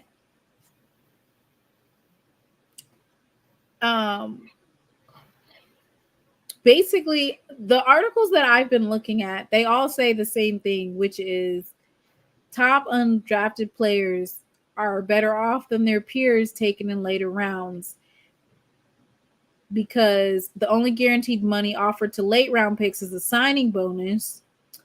But there is no limit to what teams can offer undrafted free agents in terms of like the signing bonus and stuff like that. I just feel like there's a benefit. If you're not going to go before it's the 6th and 7th round. If you're not going before the 6th and 7th round, you might as well be an undrafted free agent. Yeah, I'll put it like this: anything after when it comes to when it gets to mid 5th round, that's when most of the players' agents are going to start calling around to teams to see about what they need and trying to sign a UDFA contract. And SHC, it is a young man's game. The younger you are, the more that the team ain't got to worry about trying to pay out. Like it is a young man's game. That's maybe they shortened it. I knew it used to be 10. Maybe they shortened it. They should have all these injuries. So like somebody like Aaron Rodgers, who I don't know how the hell he think he's gonna come back from an Achilles tear in his leg, and think that he was gonna try to play for the towards the end of the season. Nah, that ain't it, bro. You is old. You is get ready to hit 40. It is time. His time is about to come up. Same thing with Russell Wilson. If one, you said the time is up. So for me, I'm gonna be honest with you. With a player like Aaron Rodgers, Russell Wilson. Don't say Russell. Russell ain't got no injuries. I don't know what's wrong with Russell. Crap. What's wrong with Russ? Russ is a Steeler. I'm a Steelers fan now. That's why you think they signed into a 1-year deal. Because he already had that guaranteed money, dog. Why would I? What? But why you think they signed into a 1-year deal? They trying to move. It's a young man game. Why you think they got Justin Fields over there? They trying to go younger. Because they got both of those. Okay, listen, they got both of those quarterbacks for a steal, right? Both of them. Russell Wilson basically playing for free off of the guaranteed money from the Broncos, right? Right. I mean, well, yeah. To me, that was the best. That was the steal that the Steelers made. No pun intended. If you did not, even if you did get drafted, if you're on a rookie contract or you got drafted or whatever, No, you don't need to be at nobody's strip club. You need to save your money. Zach Blue talk about putting Aaron Rodgers and Russell Wilson in the same sentence is disgusting. Russell is trash. Well, technically, both of them need to move out the way. If we being for real about it, I don't know why they putting all of. Did Jets draft a quarterback this year? There's a couple of teams that did not draft quarterbacks. The Cowboys didn't draft one. No, I'm gonna tell you the reason why the Cowboys didn't draft one. Please don't say Shador's name. Hell no, I wouldn't say his name to save my life. Who? Why they didn't draft? Because we got Trey Lance on the bench already. Why would I want to draft the quarterback where I already got a quarterback that's young and that has started in the NFL for at least a season? Why would I want to go in and draft another quarterback? I got Trey Lance on the bench. I got T Lance on the bench. If we don't, I'm gonna be honest with you. I'm gonna be real. And if this is about the Cowboys, my Cowboys, them boys, yeah. If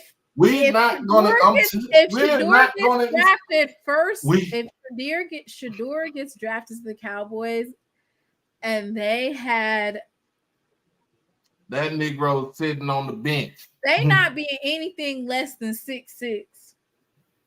He's sitting on the bench. I'm gonna tell you like this: Zach is good. How are you getting a first round pick and your team is winning less than under 500? My team ain't won less than under 500 since Mike McCarthy got there. I'm sorry. I'm just saying, I don't know, and I'm not speaking down on the young man. I'm just saying, let's be real. You need some wide receivers, and Xavier gone. Who your wide receiver? Travis? You talking about in college? I thought you talking about in the NFL. Oh no, I'm just saying who's going to be y'all quarterback. You saying Trey Lance? So maybe they can sign as a third string quarterback. They can sign Davius. I wouldn't mind doing that. I mean, right? Because that would be nasty. But then again, Mike McCarthy is on his last leg. He don't get this shit done. But what I'm saying is, this is what I'm saying. Dak is straight, but I do not see us extending Dak for another year. And I thought Dak was a generational quarterback. As long as y'all had Tony Romo on your team. Tony Romo was a generational quarterback. Dak Prescott was a generational loser. Oh, don't go there. Don't go there. Do not go there.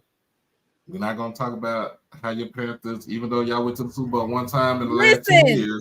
Listen, that run, the 2015 run, nobody could have ever guessed. I want to say Panthers went 15-1 that year. I went 15-1 that year. And when is the last time who went undefeated? The Patriots? Who was the last team that went? The last team that went undefeated in the NFL is the 1972 Miami Dolphins. And nobody got that. So who's matched since then in the last decade? Who's went 15-1?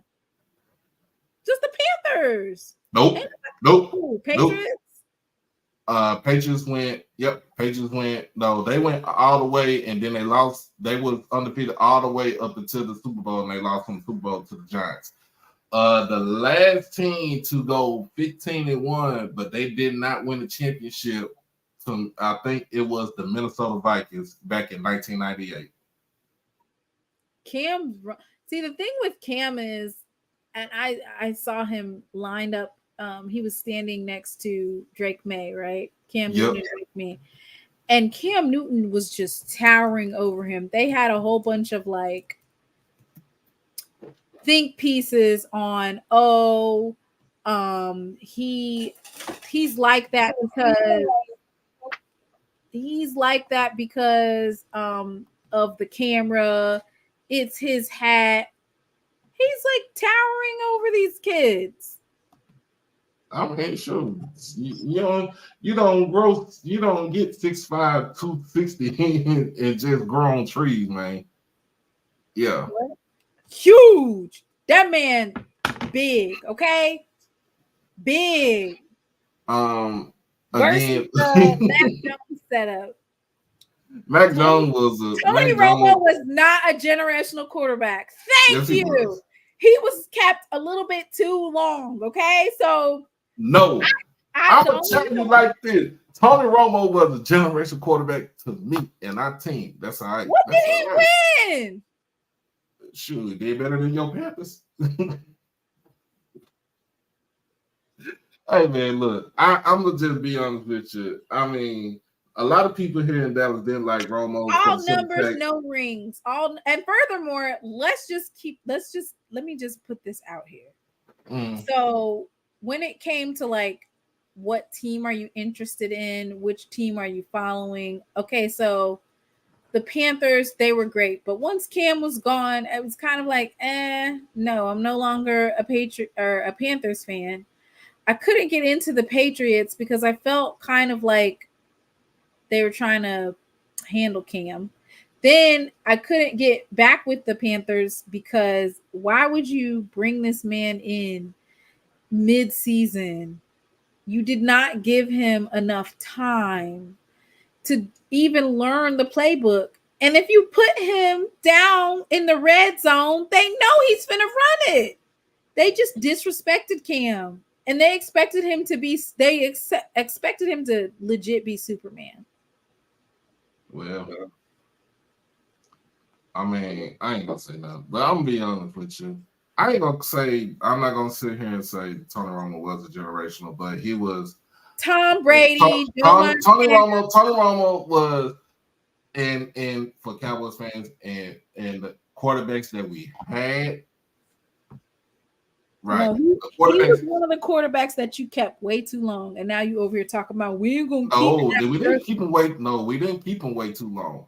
Tony Romo time came up because he broke his back in preseason on a tackle. He was in his 13th. He was in his 13th year. Tony Romo. Did they cut the person that did that? Did they cut them? No, that was for the Seahawks. The dude for the Seahawks. Nah, he ain't cut him. But I mean, that's where Dak Prescott came in. We in a sense, when it comes down to it, Jerry Jones, when he drafted Dak in the 4th round, Dak actually had a 1st round grade prior to his senior year. Now, if he would have came out his junior year, you would have seen Dak be like a 1st or a 2nd round pick. But because he stayed up to his senior year, and his senior year wasn't all that great, he was a 4th round pick. Believe me, he'll be in the Hall of Fame anyway. But I'm gonna put it just like this. I'll put it like this. Out of all the quarterbacks since Troy Aikman had retired, and of course Troy Aikman retired because he got his head knocked silly on the sideline by LeVar Arrington in the Washington Redskins. Our quarterbacks have been mediocre at best. When Romo came about, he basically was. They don't even got Romo making the Hall of Fame. Damn, and you over here really trying to advocate for that man. You damn right. But he done a lot for us. But then too, I mean, I was a Cam Newton fan. EA, I was a Cam Newton fan. Okay, Cam Newton fan. Okay. Hey, Doc over here telling us about why Tony Romo was the greatest. I want to say he was the greatest Cowboy ever. I mean, he has all the numbers though. He has the passing numbers. He has passing touchdowns, passing yards. But I mean, just sometimes the play on the field, defense, and the coaches just didn't give him nothing. Didn't pay up to nothing. But I mean, I'm just put it like this. After Troy Aikman, man, you could go through Quincy Carter, you could go through Drew Bledsoe, Vinny Testaverde, Chad Hutchinson. Like, I'm naming all these quarterbacks, and they was not nowhere compared to Tony Romo. And then when you get Dak Prescott is more of a system quarterback. All you have to do is just put something around him, he'll do great. That's my opinion. I ain't saying this for everybody else. That's my opinion. Maybe I should not say generation, but it's in my generation anyway. But Boy, but, you do not. One thing you do not want to ask Deion Sanders. You do not want to ask Deion Sanders this question on whether or not he should get a gold jacket. But Deion Sanders, I mean, breaking news. Oh yeah, I've seen that earlier. Our Jackson State 2004-2025 J5 drum majors of the Jackson State University, Sonic Boom of the South. I don't have their names. Let me see if Jerome posted them.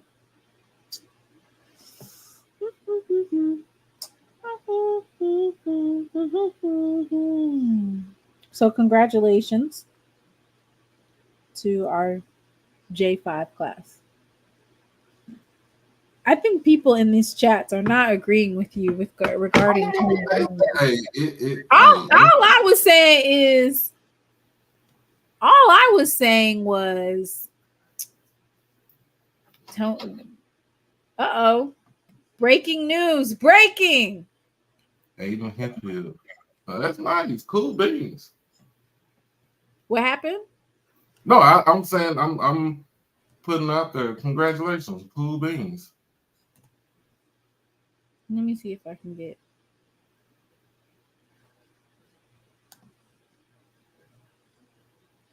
his information.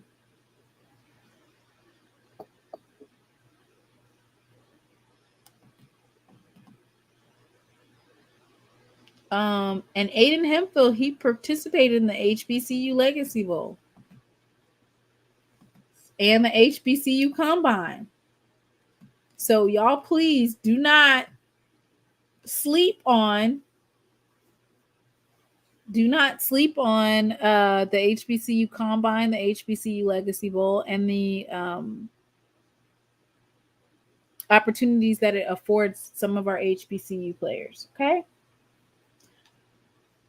Breaking news.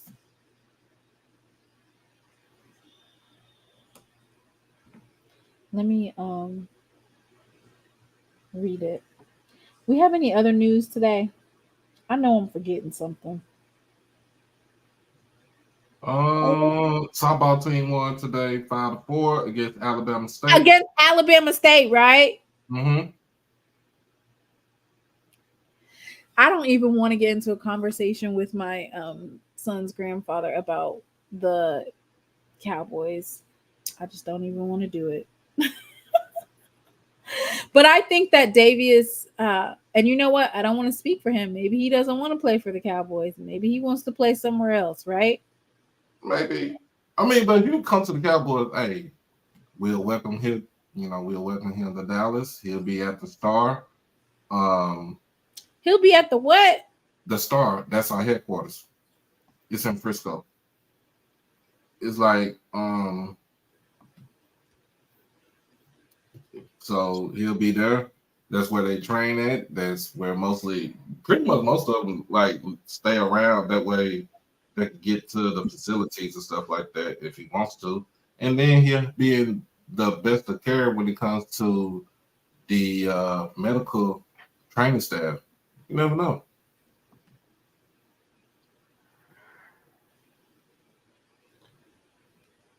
Oh, Lord. I know. Everybody had empty calorie stats back in the day. Yeah. But then again, I'm just advocating for Tony Romo. Did you see the number of Samoan players who were drafted? Samoan? Yeah, Samoan. Mm-hmm. They, like I said, I think we had some players, but they left. We had a player, right, from California. A couple of players. What happened to him? He left.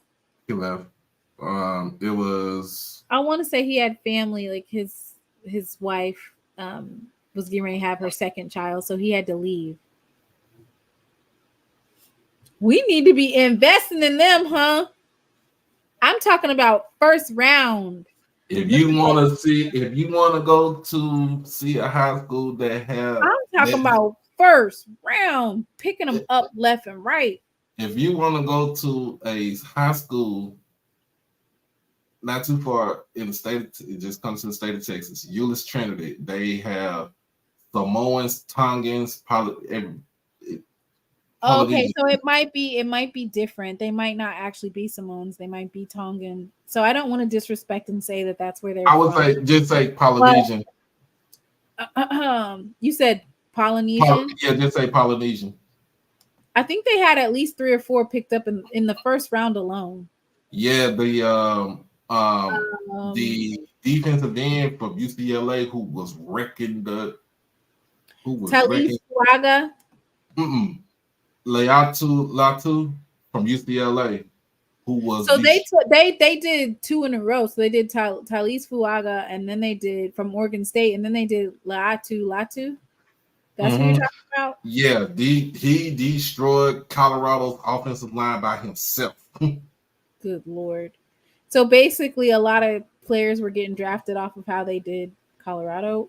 I wouldn't say what they did with Colorado, but they played in a good defense. But they played in a good defense. They had a good defense last year. They was like, I think I'd say like top 20, if I'm mistaken.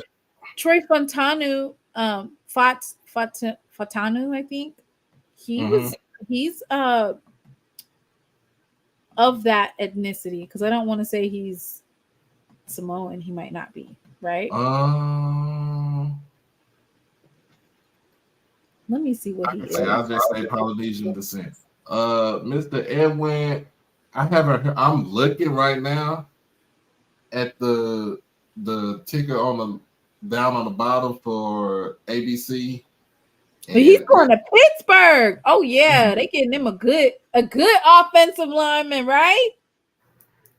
Yeah.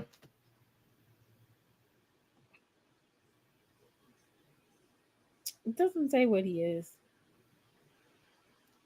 Oh, let's talk about this before we roll up off of here. Have you seen the list of the quarterbacks for 2025 that is draft eligible for next year? The 2025 draft classes already came out. Well, not the draft class, but the QB. So what I want to ask you is it on social media? Because based off if it's on social media, it is on Twitter. I had to go back and find it. I mean, I don't know. Are they doing this for fanfare? No, it's not. It's not actually fanfare. It's actually the draft eligible QBs that is coming out that can come out next year. They got Shedeur at 1. Right.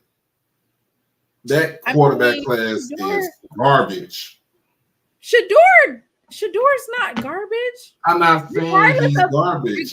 Okay, so regardless of how bad Colorado played, which Colorado was definitely playing bad, no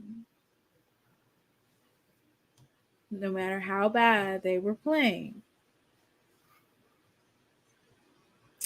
let's just keep it a buck. And you know what? I stopped watching after game 4 because Colorado started talking shit. So I was just like, man, y'all not going to win all your games. So I kind of stopped watching after that. No, I'm just saying the QB. I mean, Shedeur is certified. Shedeur is certified. He just a little bit too arrogant and cocky. So you don't think that he's only had 3 interceptions, 31 touchdowns. No. I'm not saying anything bad. And they got him going to the Panthers. I'm not saying. I'm saying that this is what I'm saying. I'm saying that the I might be a fan again. It's terrible. I might be a Panthers fan again if we get Shedeur Sanders. Even though Deion said he's not gonna let him go there, but baby, if Shedeur Sanders goes to the Panthers, it'll be Cam Newton 2.0. Then Deion can't say nothing. He needs to worry about that damn. Shedeur Sanders to the Panthers, I'll be a Panthers fan again. But they gotta have an offensive line. That's the only thing. They gotta have a damn. And then they got Travis Hunter to the Tennessee Titans. Because what Prime wants to do, which is stupid, which this is the NFL, this isn't college football. Prime wants to have Shedeur and Travis drafted to the same team. Like, bro, what are you doing? Yeah, so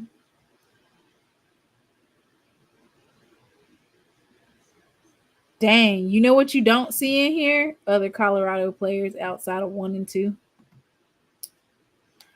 Well, Doc. That's what it says, Whitley. It says if he wants to be the number 1 pick, I would tell Prime this. If you want your son to be the number 1 draft pick, unless the Panthers have traded or, the Panthers might trade their number do some 1 dumb stuff again like they did this past Why year. would they do that dumbass shit? Because I'm sorry, but isn't their quarterbacks what, 5'10"? Who, Bryce? Yeah. Yeah, Bryce like 5'10" on a good day. What you mean on a good day? When some days he wakes up 5'10", some days he wakes up 5'9"? Man, he take them shoes off, he's like 5'9". I mean, they draft. Okay, so Doc did say the class is trash, but Doc, did you not see our first round drafts with all these quarterbacks that went? Are they really that good? Drake May ain't that good. Okay, so they had Caleb Williams. He can play. Daniels. Oh, Daniels is the Heisman Trophy winner. He can play. May. Drake May played against FAMU. But he was trash. Drake May played against FAMU. And I think, I want to say that you said, you think they were trash? He's trash. He All right. Harrison. He is Mac Jones 2.0. Ooh. Ooh, ooh, ooh. He is Mac Jones 2.0. Trash. Oh, wow. All right. Okay. I mean, I felt like all of them outside of Caleb Williams and the steal of the draft was Michael Penix from Washington. He went number 8, right? Still. Okay, so the reason why that was a problem is because Kirk Cousins over here looking like, why y'all dropped a quarterback in the first? Because you ain't gonna be there more than 2 years. He might not be there for the whole 16 games. Even though your contract, he signed a 4-year, $180 million deal, and it's all fully guaranteed, he ain't being there for no 2 years. Why would he? Okay, so if I'm the Tennessee Titans already has Will Levis, why would they want to take Shedeur there? Shedeur needs to. I feel like Shedeur could take Bryce's spot. Nah. At the Panthers, absolutely.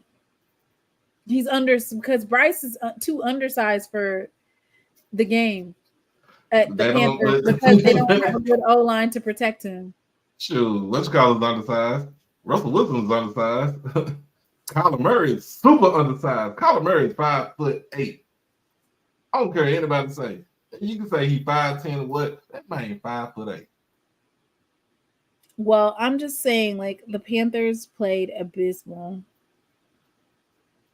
And part of it was the offensive line. Kirk Cousins was looking at him sideways, like, "Oh, you trying to replace me?"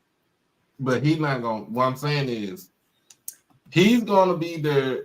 He to me, he's only going to be there for 2 years because, and it's always going to come down to the finance, right? That So 180 basically, million. they signed into that deal. I hope he got a deal like Russell Wilson. Did he get an injury guarantee in there? I don't know, but his shit is fully guaranteed. That man had a fully guaranteed deal ever since he started with the Vikings. Whose idea was that? His, true. Whoever his agent is, boy, salute to him. There has to be some type of psych in that contract that they missed. Because what? Let's see. In the other, it was some other Do quarterbacks. you think Sam Darnold is better than Cam Newton? Bullshit. No. Excuse my language. No. No. No. No. I feel like, okay, what about Geno Smith? Geno Smith and Cam? Yeah. I want to say Geno's terrible. Yeah, no, I said, is Geno better than Cam Newton? Geno right now? Or ever? Right now. Well, right now, Cam ain't playing, so yeah. No, just seriously, like if it's Geno Smith versus Cam, just like Sam Dalton, you just the same way you answered Sam Dalton, answer the Geno Smith question. Geno Smith, Cam Newton. Evidently, no. He's not better than Cam, but Blaine Gabbert. Oh, hell no. You got to be smoking crack to think Blaine Gabbert is better than Cam. Oh, Bailey Zappi. Is it Zappi or Zap? Bailey Zappi. It's Bailey Zappi. Is he better than Cam? No. Oh my God. PJ Walker. No. If you're talking about like Ricky Cam and then he evolved into like 2015 Cam. Jameis Winston versus Cam Newton. Both of them won Heisman's. Both of them won national championships. I'm not talking about. I'm trying to put in my comparison, man. Please. Because what I'm saying is we have all these trash. I'm not going to say they're trash. Bringing quarterback at the NFL, you have to play at a high level. But what I'm saying is we have all these quarterbacks that are currently in the NFL, and I feel like Cam Newton played better than them. And I also feel like the Panthers played Cam because they bought him in mid-season. Like, what are we talking about here? Y'all didn't get that man a full camp to learn the playbook. You just handed him a playbook and gave him a couple of plays. Like, that don't mean nothing, true. What you mean?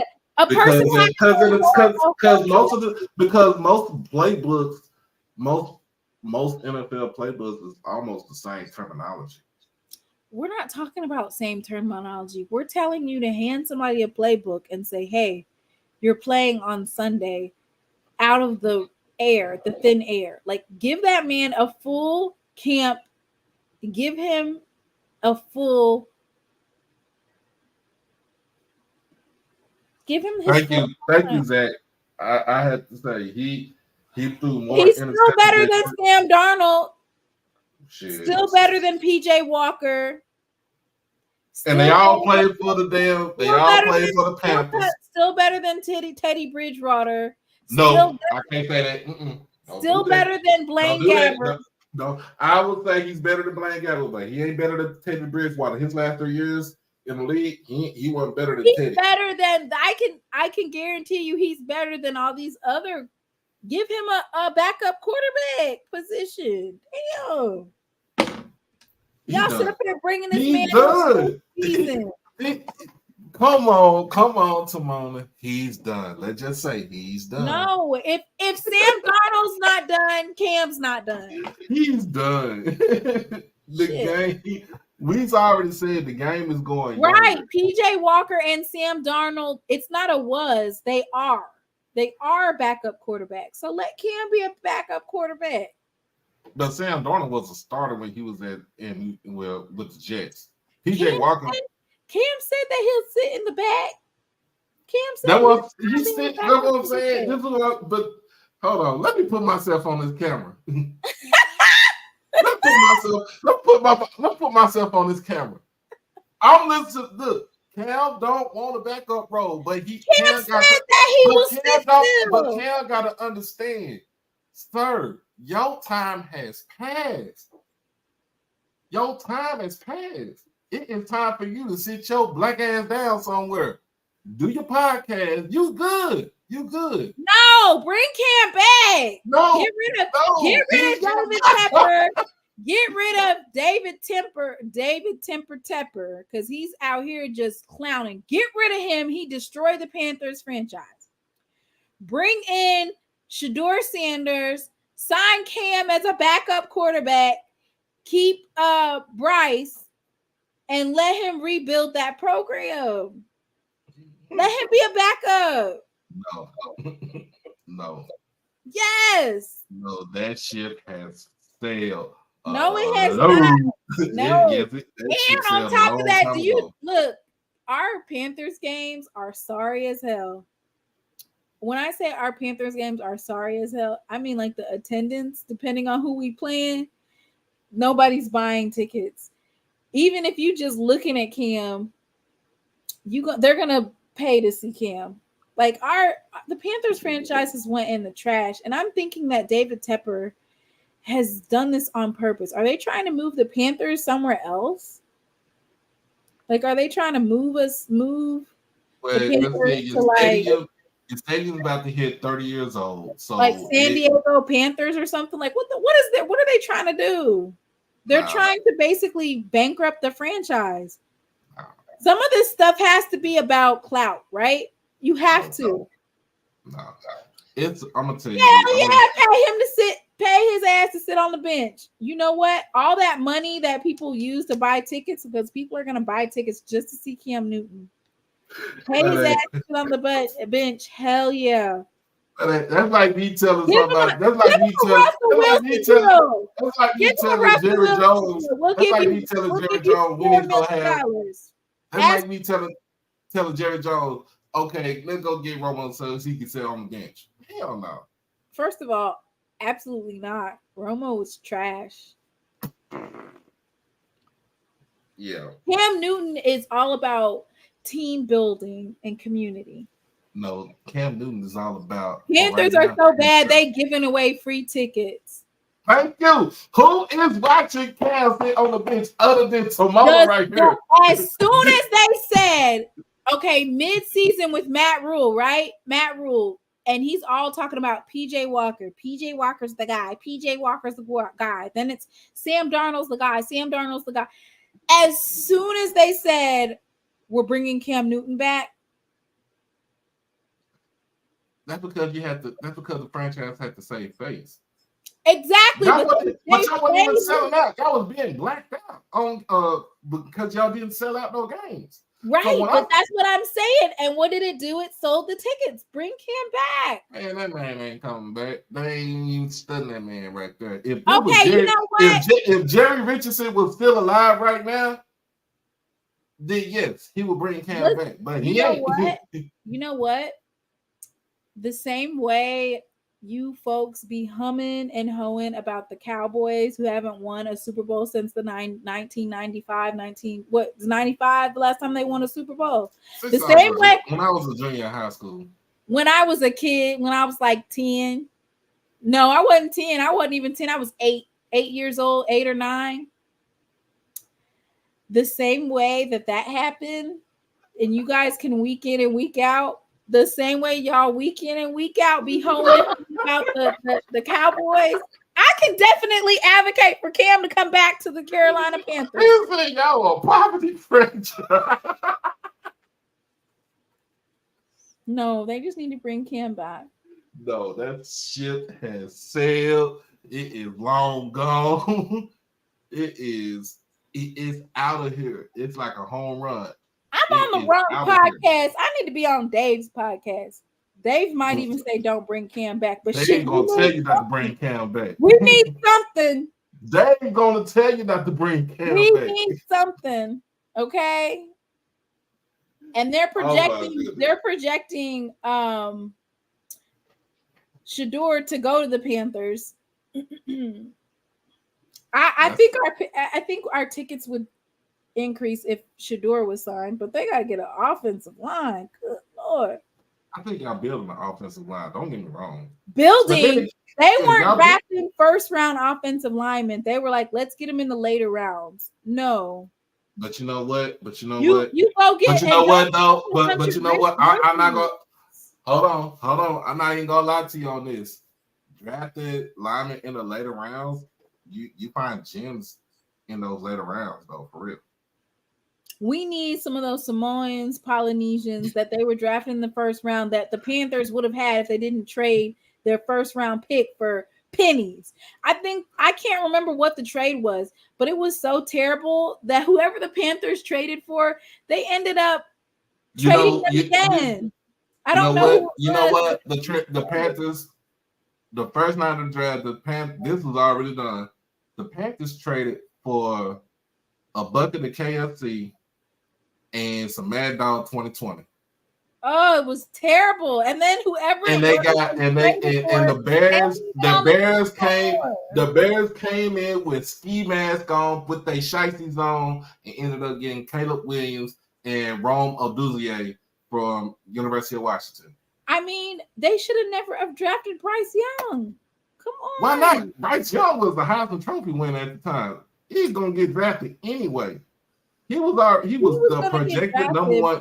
He was the projected number one pick. If you're going to draft a good quarterback, he needs an offensive line. Otherwise, Bryce Young is gonna be out in 3 years because of their terrible offensive line. They need to have first round offensive line picks. Period.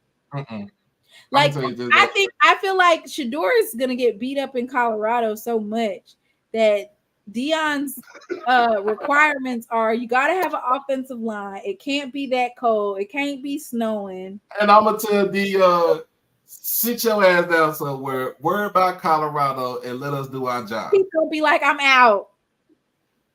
Who he gonna be Shador's agent? Because if he's gonna be, I sure would draft him. I sure would not draft him. Miss Janet, yes, they still Mad Dog 2020. I ain't gonna lie, Mad Dog 2020 was a gym at Jackson State. You gotta be there before 9 or 10. You gotta be there before 9 or 10. Is it 9 or 10? I want to say it's before 9. It's before 9, but before 9, they go I'm talking about busting over there, but it was right there off of Lynch Street, that little liquor store over there. You get the you talking about the one across the street from the church? From the Catholic church? Why would you be pointing out a church? No, because I know where it's at. The one right across the street from Boston Fish Supreme. There's a little place right there, and they be having the Mad Dog 2020. There's one on the corner that the Mad Dog, and then there's Hypnotic and Hennessy. They call it the Hulk. What's that? Incredible Hulk. Yes. Okay. What's the other one called? A Walk Me Down. Is it a Walk Me Down or a Blue something? I don't know about that. Shoot. I don't know about the Walk Me Down. I don't know about no Walk Me Down. I just know MD 2020 because my uncle used to drink that shit before, I mean, it looks like Kool-Aid. It had every flavor to it. You was gonna have a headache the next day. I don't know about that. I ain't never had no headache. Oh my gosh. I knew what I do. I learned from my aunts and my uncle. They drunk. They used to be drinkers, and they used to tell me, look, they say, I didn't do Four Loko. They said folks out there having heart attacks on that. Oh, no, they used to tell me, they say, take your BC powder, drink you some water before you start drinking. So and put some food on your stomach. And eat some greasy food after.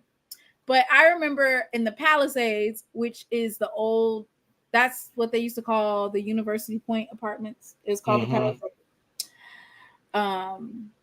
We had a party at the Palisades, and the amount of liquors that was dumped into this concoction of juices. Oh, you had trash cans. Kool-Aid Trash and Kool-Aid and what is it? What is that really bad drink? It starts with an E.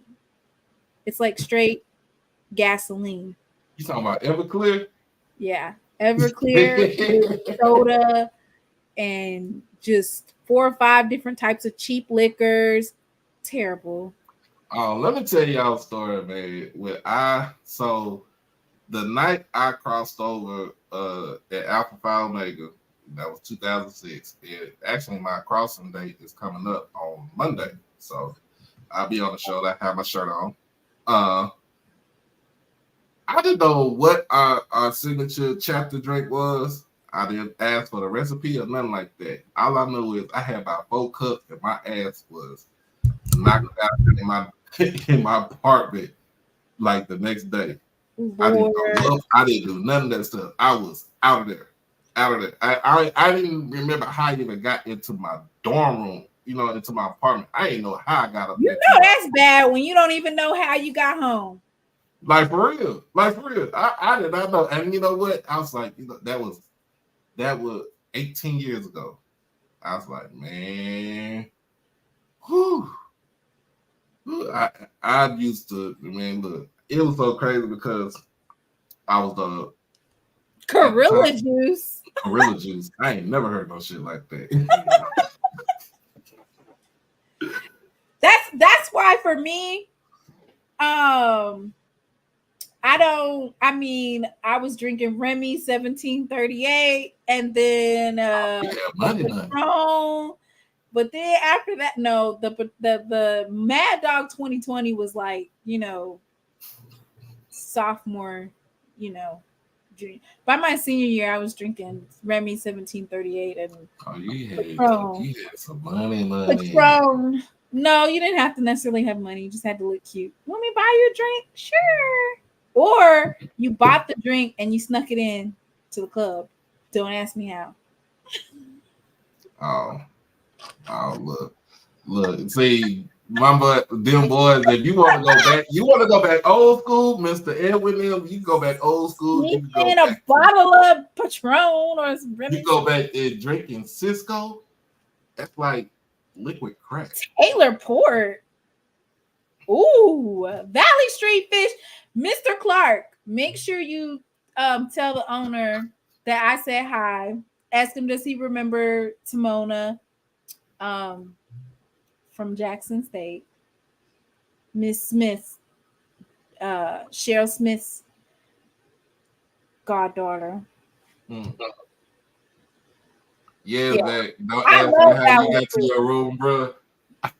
You and Blue was at Auburn. Come on now. I know y'all, man. That wild turkey, the Cisco. Wild turkey? Oh my God, you hardcore. Yes, we talk. That's old school drinking right there. Wild turkey? Ew. Alcoholic marijuana. So I'm about to clown. Alabama A&M on Twitter, right?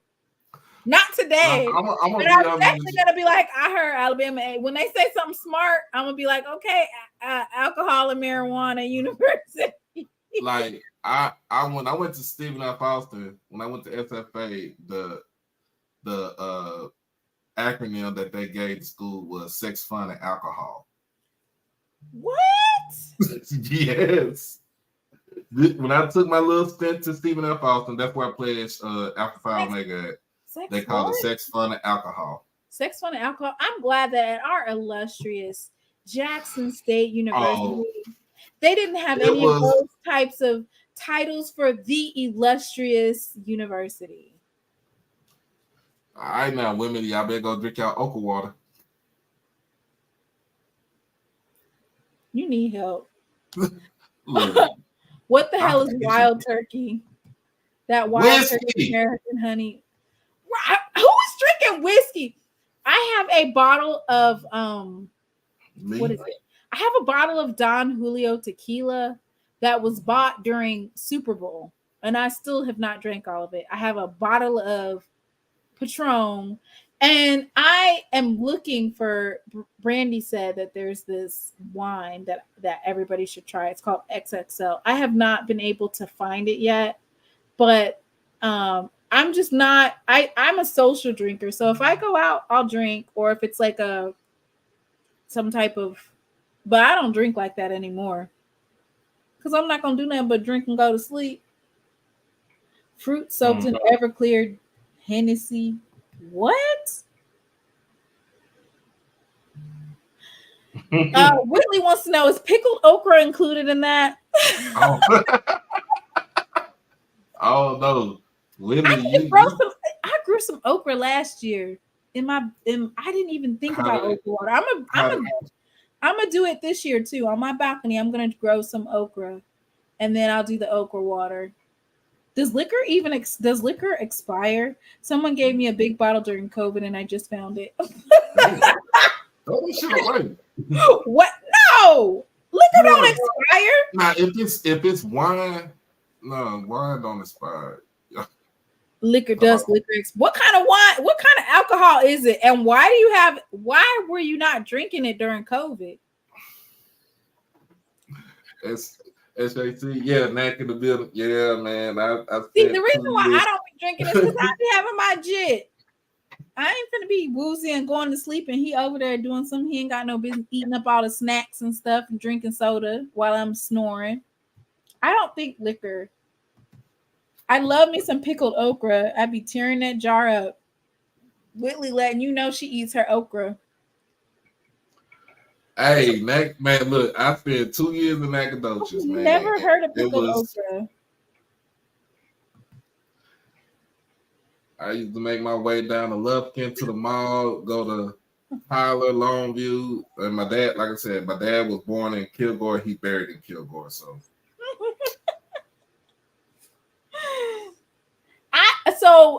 And this is the honest to God truth. Like, nothing stronger than that liquor. You know what I like? Moonshine. If it's I'm in North Carolina, and there's a lot of folks. You gotta go to the mountains. No, they do it in the mountains, and they be bringing it around here and selling it. We talking about apple moonshine and all type of stuff. That apple moonshine was good, but it's strong. It tastes so good. The apple moonshine. Did they put you on your ass though? Kool-Aid pickles are good. Lord, there's some stuff that I ain't never heard of. What? You ain't never heard of Kool-Aid pickles? No. I want to know about that liquor from the islands. What do y'all be putting in it? Hey, that rum be going hard. I ain't gonna lie to you. Oh my God.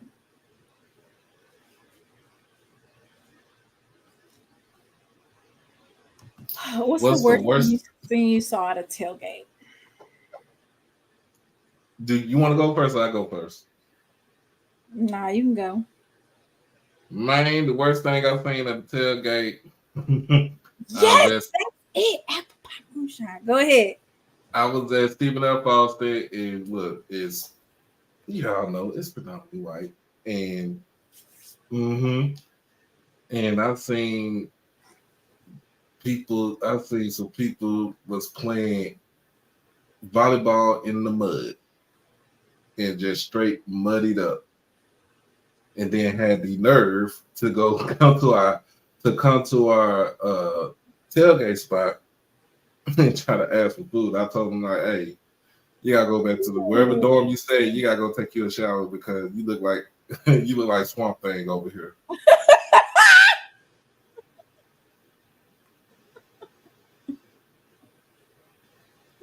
Look like Swamp Thing. Your hands muddy too. Like, bro, I'm not giving you no damn food with your hands looking like that.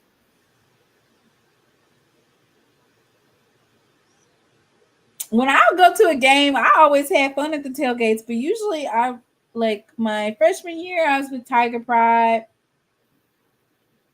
Me too. But not my freshman year, my junior year. Yeah. You said you ate. I like to eat the food, okay? I'm a foodie. person. So when I was in college, I was so skinny that, you know, everybody was trying to feed me anyway because I was so skinny. So I was like, damn, baby girl, do you eat? No, I'm serious. Like, I was really, really skinny. So they'll be trying to offer me a plate. I don't know if it was a pity plate because I was so little or what. I didn't care as long as I was eating. And so that's what I did at the tailgates. I'm trying to figure out who got the food. I'm talking about the smoked ribs that's been smoked all day long, that type of thing. Yeah. Yeah, I just got on the phone with my boy Melanated. He's like, Bama State. He told me he trying to come up with new recipes for tailgating, like marinade and stuff like that for his meat with the for like the ribs and stuff and the seasons. He was like, "Hey, you better have that shit done before football season comes. Like, have everything down before football season comes." So I like, man, look, if I'm go to media day, because I think he's saying Birmingham, so I'm gonna try to hit him up. When was everyone's freshman year? My freshman year was 1997. My freshman year was 2005, the year of Hurricane Katrina. I literally got on campus. I had somebody from Missouri bring me all the way. They drove me to my school. They made sure I got all settled in. They took me to Walmart, bought me some stuff, put a little money in my pocket, and said, "Okay, see you later." I was like, "Okay, bye."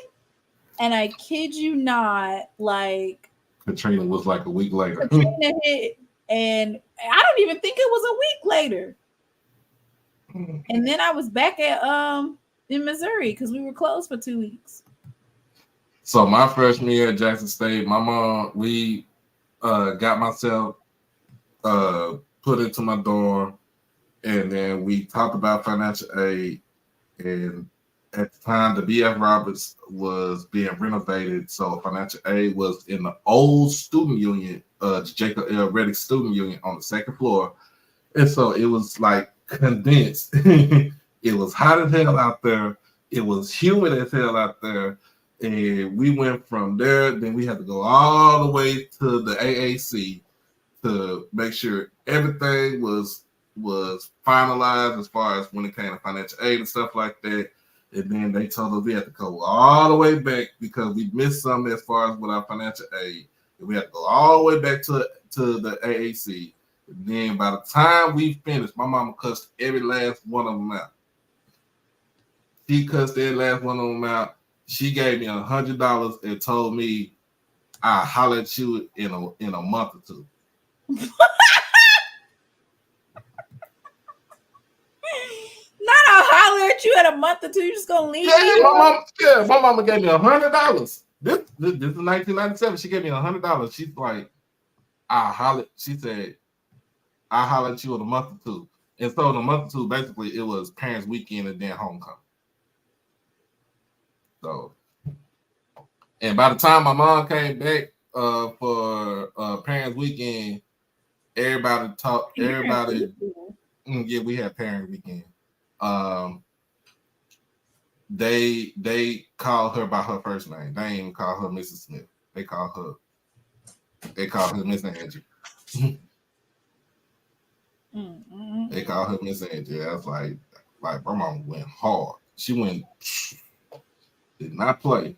I remember I got in trouble, and the vice president of student affairs, Dr. Durant, called my mom on the phone. Wait a minute. Why was you getting into trouble? I was a knucklehead. You was over there just being a historian. I am, but I was a knucklehead at the time, and she got off the phone. She got on the phone with me, and basically she's like, "I'll see you." She's like, "I'll see you later." And when she said, "I'll see you later," I kid you not, Timona, in 5 hours, my uncle, my aunt was in Jackson, drove from Dallas, from here to Jackson. In 5 hours, they were speeding. Damn. And she got me straight, and we ain't had no problems after that.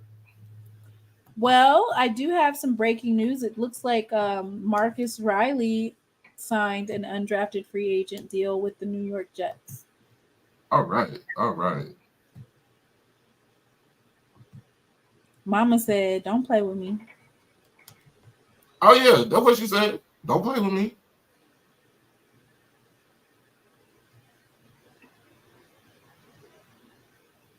I don't know why people had problems with their financial aid.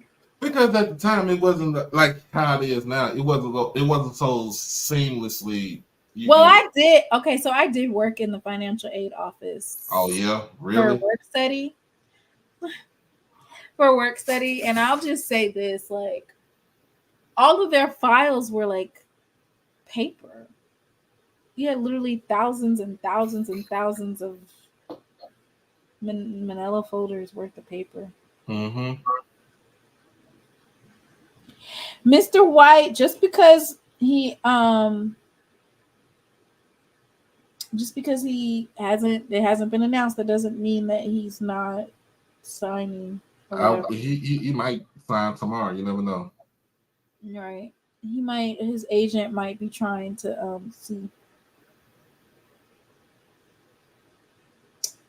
Lord, not they want to turn him into a rapper. Who is this? You don't even want to know. You don't even want to know. So who do we have left? We have John Huggins that we're waiting on, and Davies, right? Mm-hmm. Uh-oh.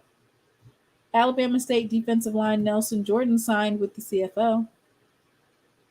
That's cool. That's good.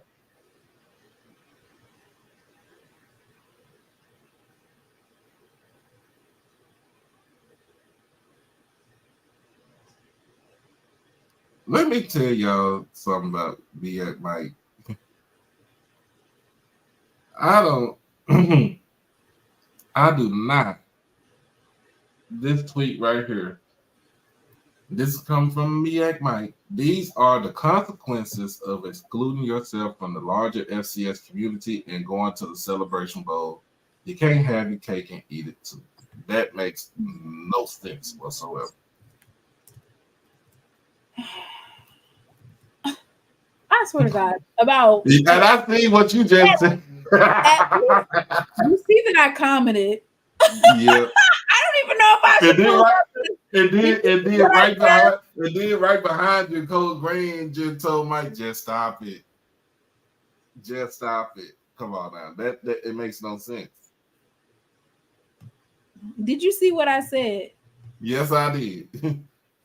What did I say? Read that for everybody. So ain't no kids up in here. Please shut the fuck up. 90% of teams who participated in the FCS playoffs did not have draft picks.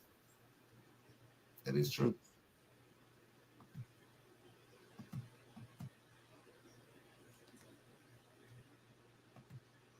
Yeah, tell him to please be quiet. Please.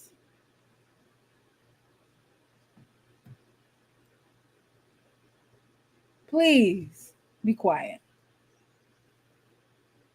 It wasn't a lot of FCS players drafted as a whole. So we already said there's 133 FCS teams and only 12 players. But you got 3 international players get drafted. I mean, 133, that's about what? 9%? 9% of the FCS players getting drafted? Yeah, under 10%. Or no, under 10% of the teams. Yeah.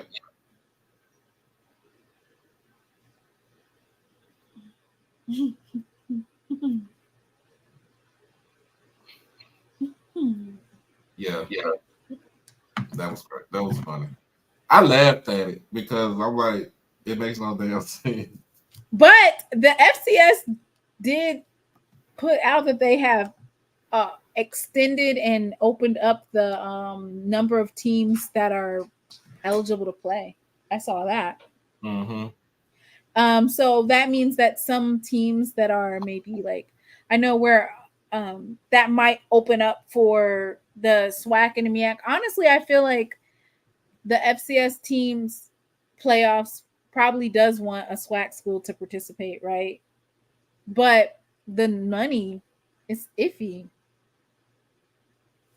You got to pay for the game, and then you got to give them a percentage of your tickets. So instead of restructuring it to make it wider, you should have restructured the deal so that the teams can actually make money off of doing it. Yeah, my thing is it's because if you're gonna host a playoff game, then yeah, you're paying to host a playoff game, and then you're giving away like you said, you're giving away like 40% of your revenue to the NCAA.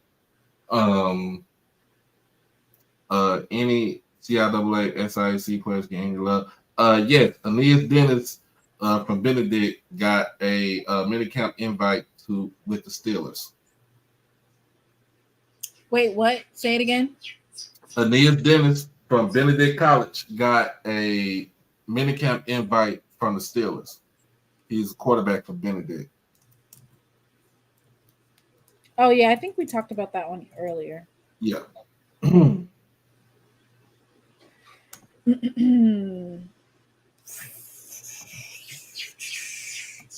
Former Benedict QB headed to Pittsburgh Steelers. Mm-hmm.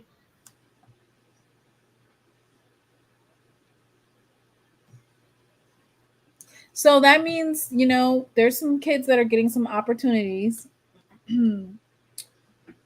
I want to say one or two players. I want to say one player got drafted from South Dakota State. I definitely saw that.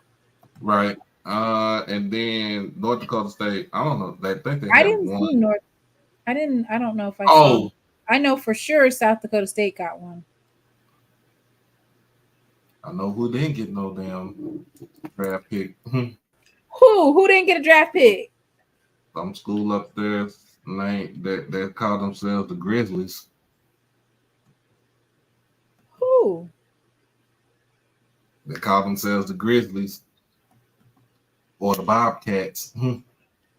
Ooh. Out of the state of Montana. Ooh, are you serious? All that shit that Montana was talking, they didn't get one? Yeah. Are you serious or are you just being funny? No, I'm serious. I ain't seen that one.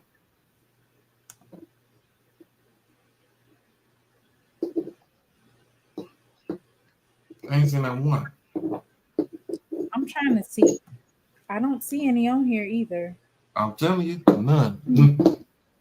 I'm gonna look in the third. Well, because I didn't look past. We'll just say he said all the good players came back. Okay. Except for Clifton, he decided to jump ship and go to McNeese. Oh, why did he do that? They must have bought in a new quarterback.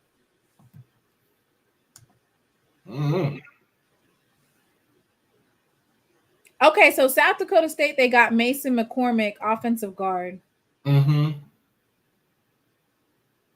He was at the East-West Shrine Bowl and tested well at the combine. He was, so that's one. I don't know where the other ones came from, but I mean, in the grand scheme of things, with him saying that it should be the FCS, that doesn't line up, right? Because for the FCS schools, I mean, yeah. Oh, I hope they beat Colorado.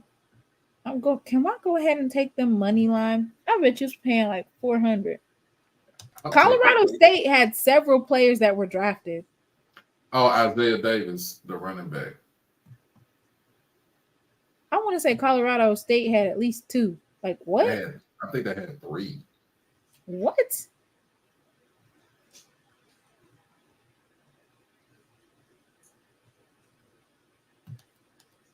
UTEP had two. What does UTEP stand for? I see at least two players on here. University of Texas at El Paso, which is a nice freaking school. It is. Sits on the side of a mountain off of Interstate 10.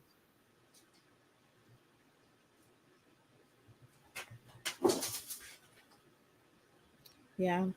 Well, all right. Hopefully we'll get some more news in the upcoming week. Plus, South Dakota State had 6 undrafted free agents signed. And if you don't think that South Dakota State isn't using the amount of undrafted free agents they signed and that 1 or 2 players that they actually, if you don't think they're using that in their promotions when they talk about whether or not a player should come here, they're definitely utilizing the amount of undrafted free agents that they signed. And it not, to me, it ain't even about just getting drafted. It's about making the team. If you are on a 53-man roster, or if you're on the practice squad, it is so hard to actually get there, though. But getting the opportunity, right? That's the thing that we need to focus on. Like you said, Howard focus on getting a name Darkwood put out there. He signed the UDFA to the Philadelphia Eagles. Jared Hunter, signed to the Chicago Bears as an undrafted free agent. You got Texas Southern with Aiden putting that stuff out there for him signing with the Colts. So I think we just need to focus more on all that. Like, just keep it positive and say, this is what even though we might not have a person drafted to the NFL, look at how many we have that is representing our school that's on the NFL roster.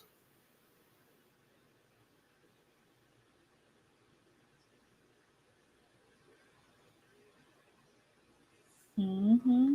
That's it. And that's all. I think I'm a stream a baseball game tomorrow. I think they say they start at 1:00 tomorrow. It is the rubber match with Jackson State and FAMU.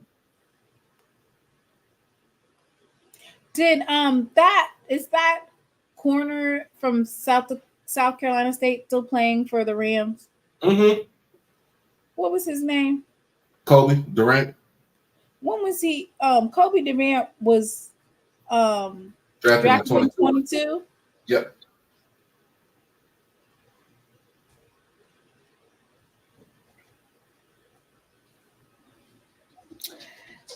Who has the most undrafted free agents for HBCUs? Howard right now. I want to say Howard. Huh? As far as I see. Yeah. So everybody have a good night. It made a big time win. Jackson State will have hopefully Jackson State will have a women's basketball coach. I'm glad we didn't talk about it tonight. I didn't want to start. Look at about next, not this coming up week, but the next week. How you gonna fix it? You done messed me up the jobless visit. I done called the police because I'm doing a refund. A refund is due unto me. Don't feel like I just been abused down here today. God ain't pleased with this. You can't do the Saints like this. Boys, I don't even know if I'm gonna sit out here telling the police car. I'm gonna sit out here telling the police car. I'm doing a refund. Because I'm due one of me. She is due a refund. Y'all better get her refund.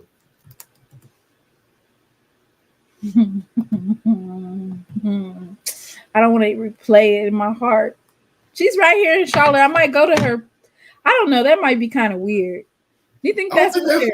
No, I think her press conference in Charlotte, like, hey, what's up, Coach Reese? Like, damn, girl, I just seen your ass in Yukon, in Connecticut, and now I see you in Charlotte. It made a big time, Willie.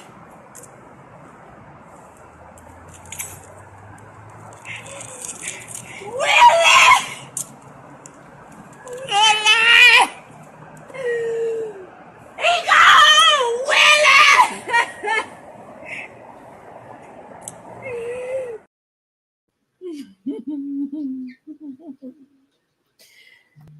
Pastor Fred better leave us alone. We better worry about trying to fix a dorm. Pass the press. Mm-hmm. Listen, I think we've known for quite some time that something in the water ain't clean, right? You just knew. You just like, she ain't signed her contract yet. Dang, she still ain't signed the contract yet. Lay me at the throne. Leave me there. We need to get off of here and go to sleep. I'm a night owl. Let me play this. Leave me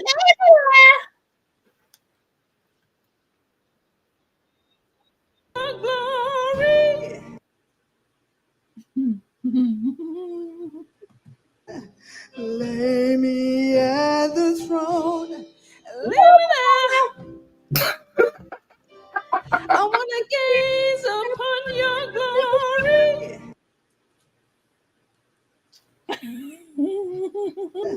Lay me at the throne. Leave me there. And she took all the coaches with her too. I want to gaze upon your glory. Y'all do know we don't even have interim coaches right now. Lay me at the throne. Leave me there. I want to gaze upon your glory. But you know what? It was all in God's timing. I don't know, because I don't know, is that passive aggressive if I show up with this song?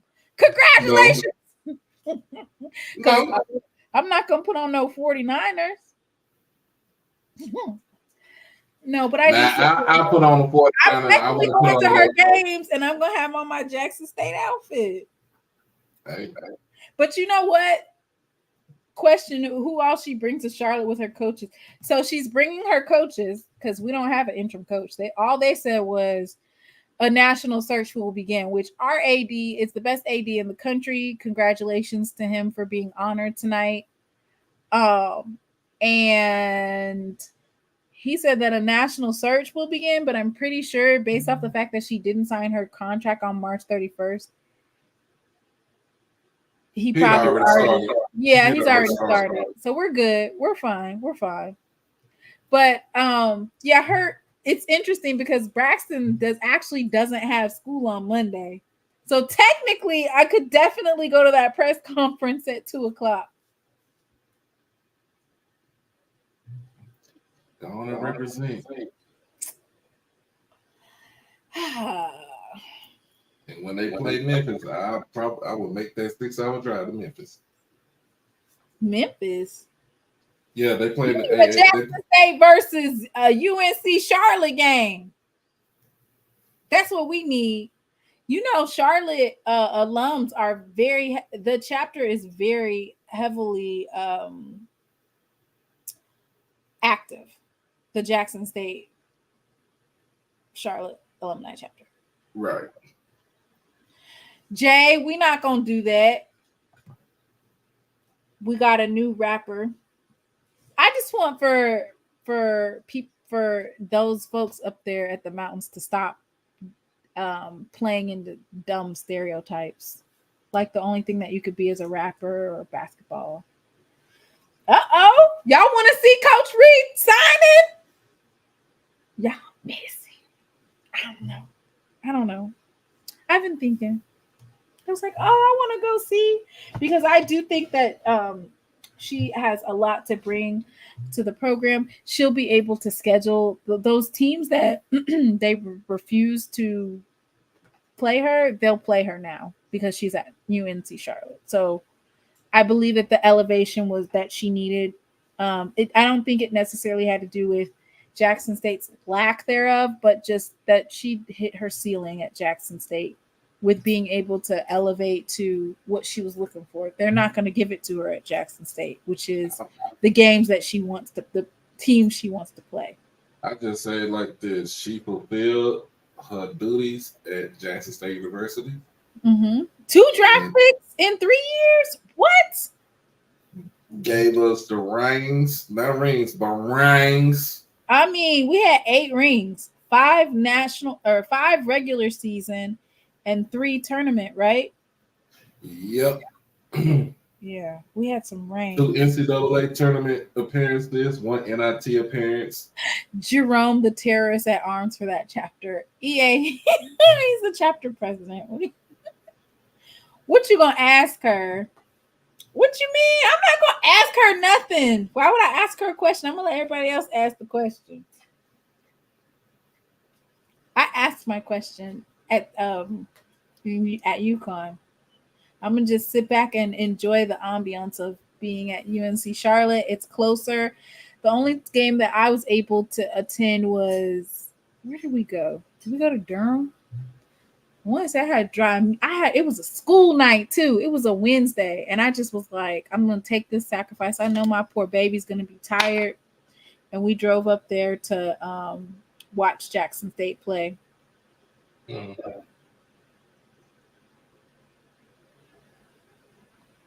Let's see who we get. Right? Huh? I'm gonna say, let's see who we get. I mean, I feel like we're gonna. I really think that we'll have one real soon. Did you see UAPB hire? Coach Leak. It's a good hire. I think that is a good hire. She's from Arkansas.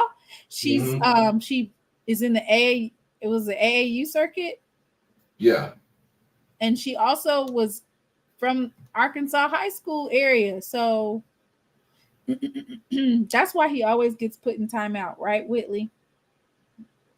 Yeah. So, but Braxton, I might go to that tomorrow. It's tomorrow? Huh? It's tomorrow? No, it's Monday. Monday, meaning I would have to go to Charlotte tomorrow for Monday. You get what I'm saying? Yeah. I don't know if Braxton will sit still for that press conference. He's 6 years old. You think a 6-year-old gonna sit still for anything? Maybe if he has his tablet. That's about it. But I can't bring him because Braxton, he repeats everything I say. So he'll be like, Tamika Brent made it big time.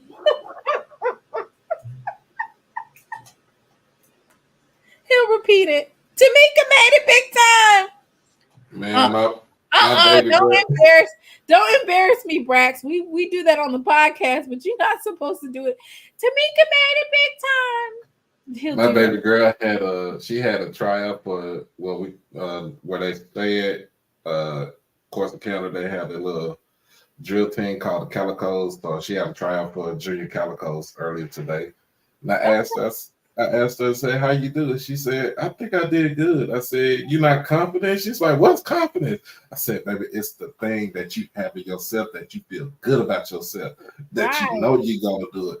Right. You know, I always tell my daughter, I always tell my girls, I always had confidence in, confidence in what you're doing and even within yourself. So that's one thing nobody can never take away from.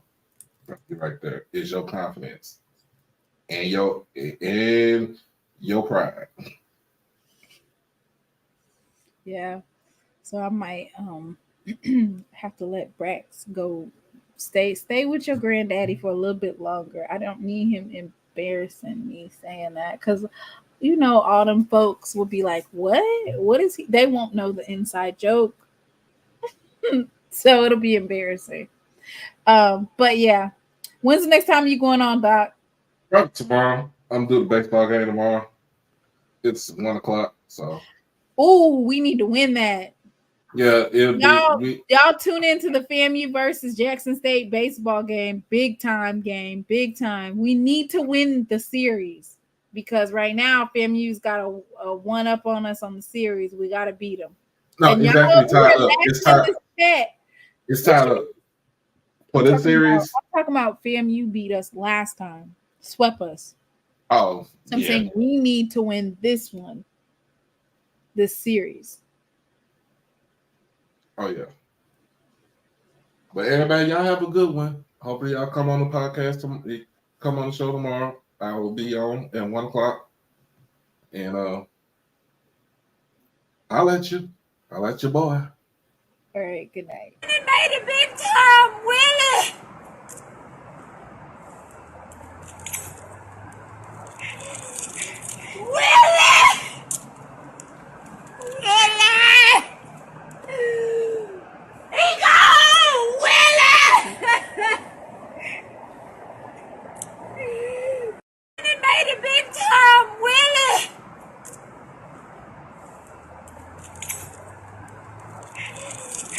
Willie!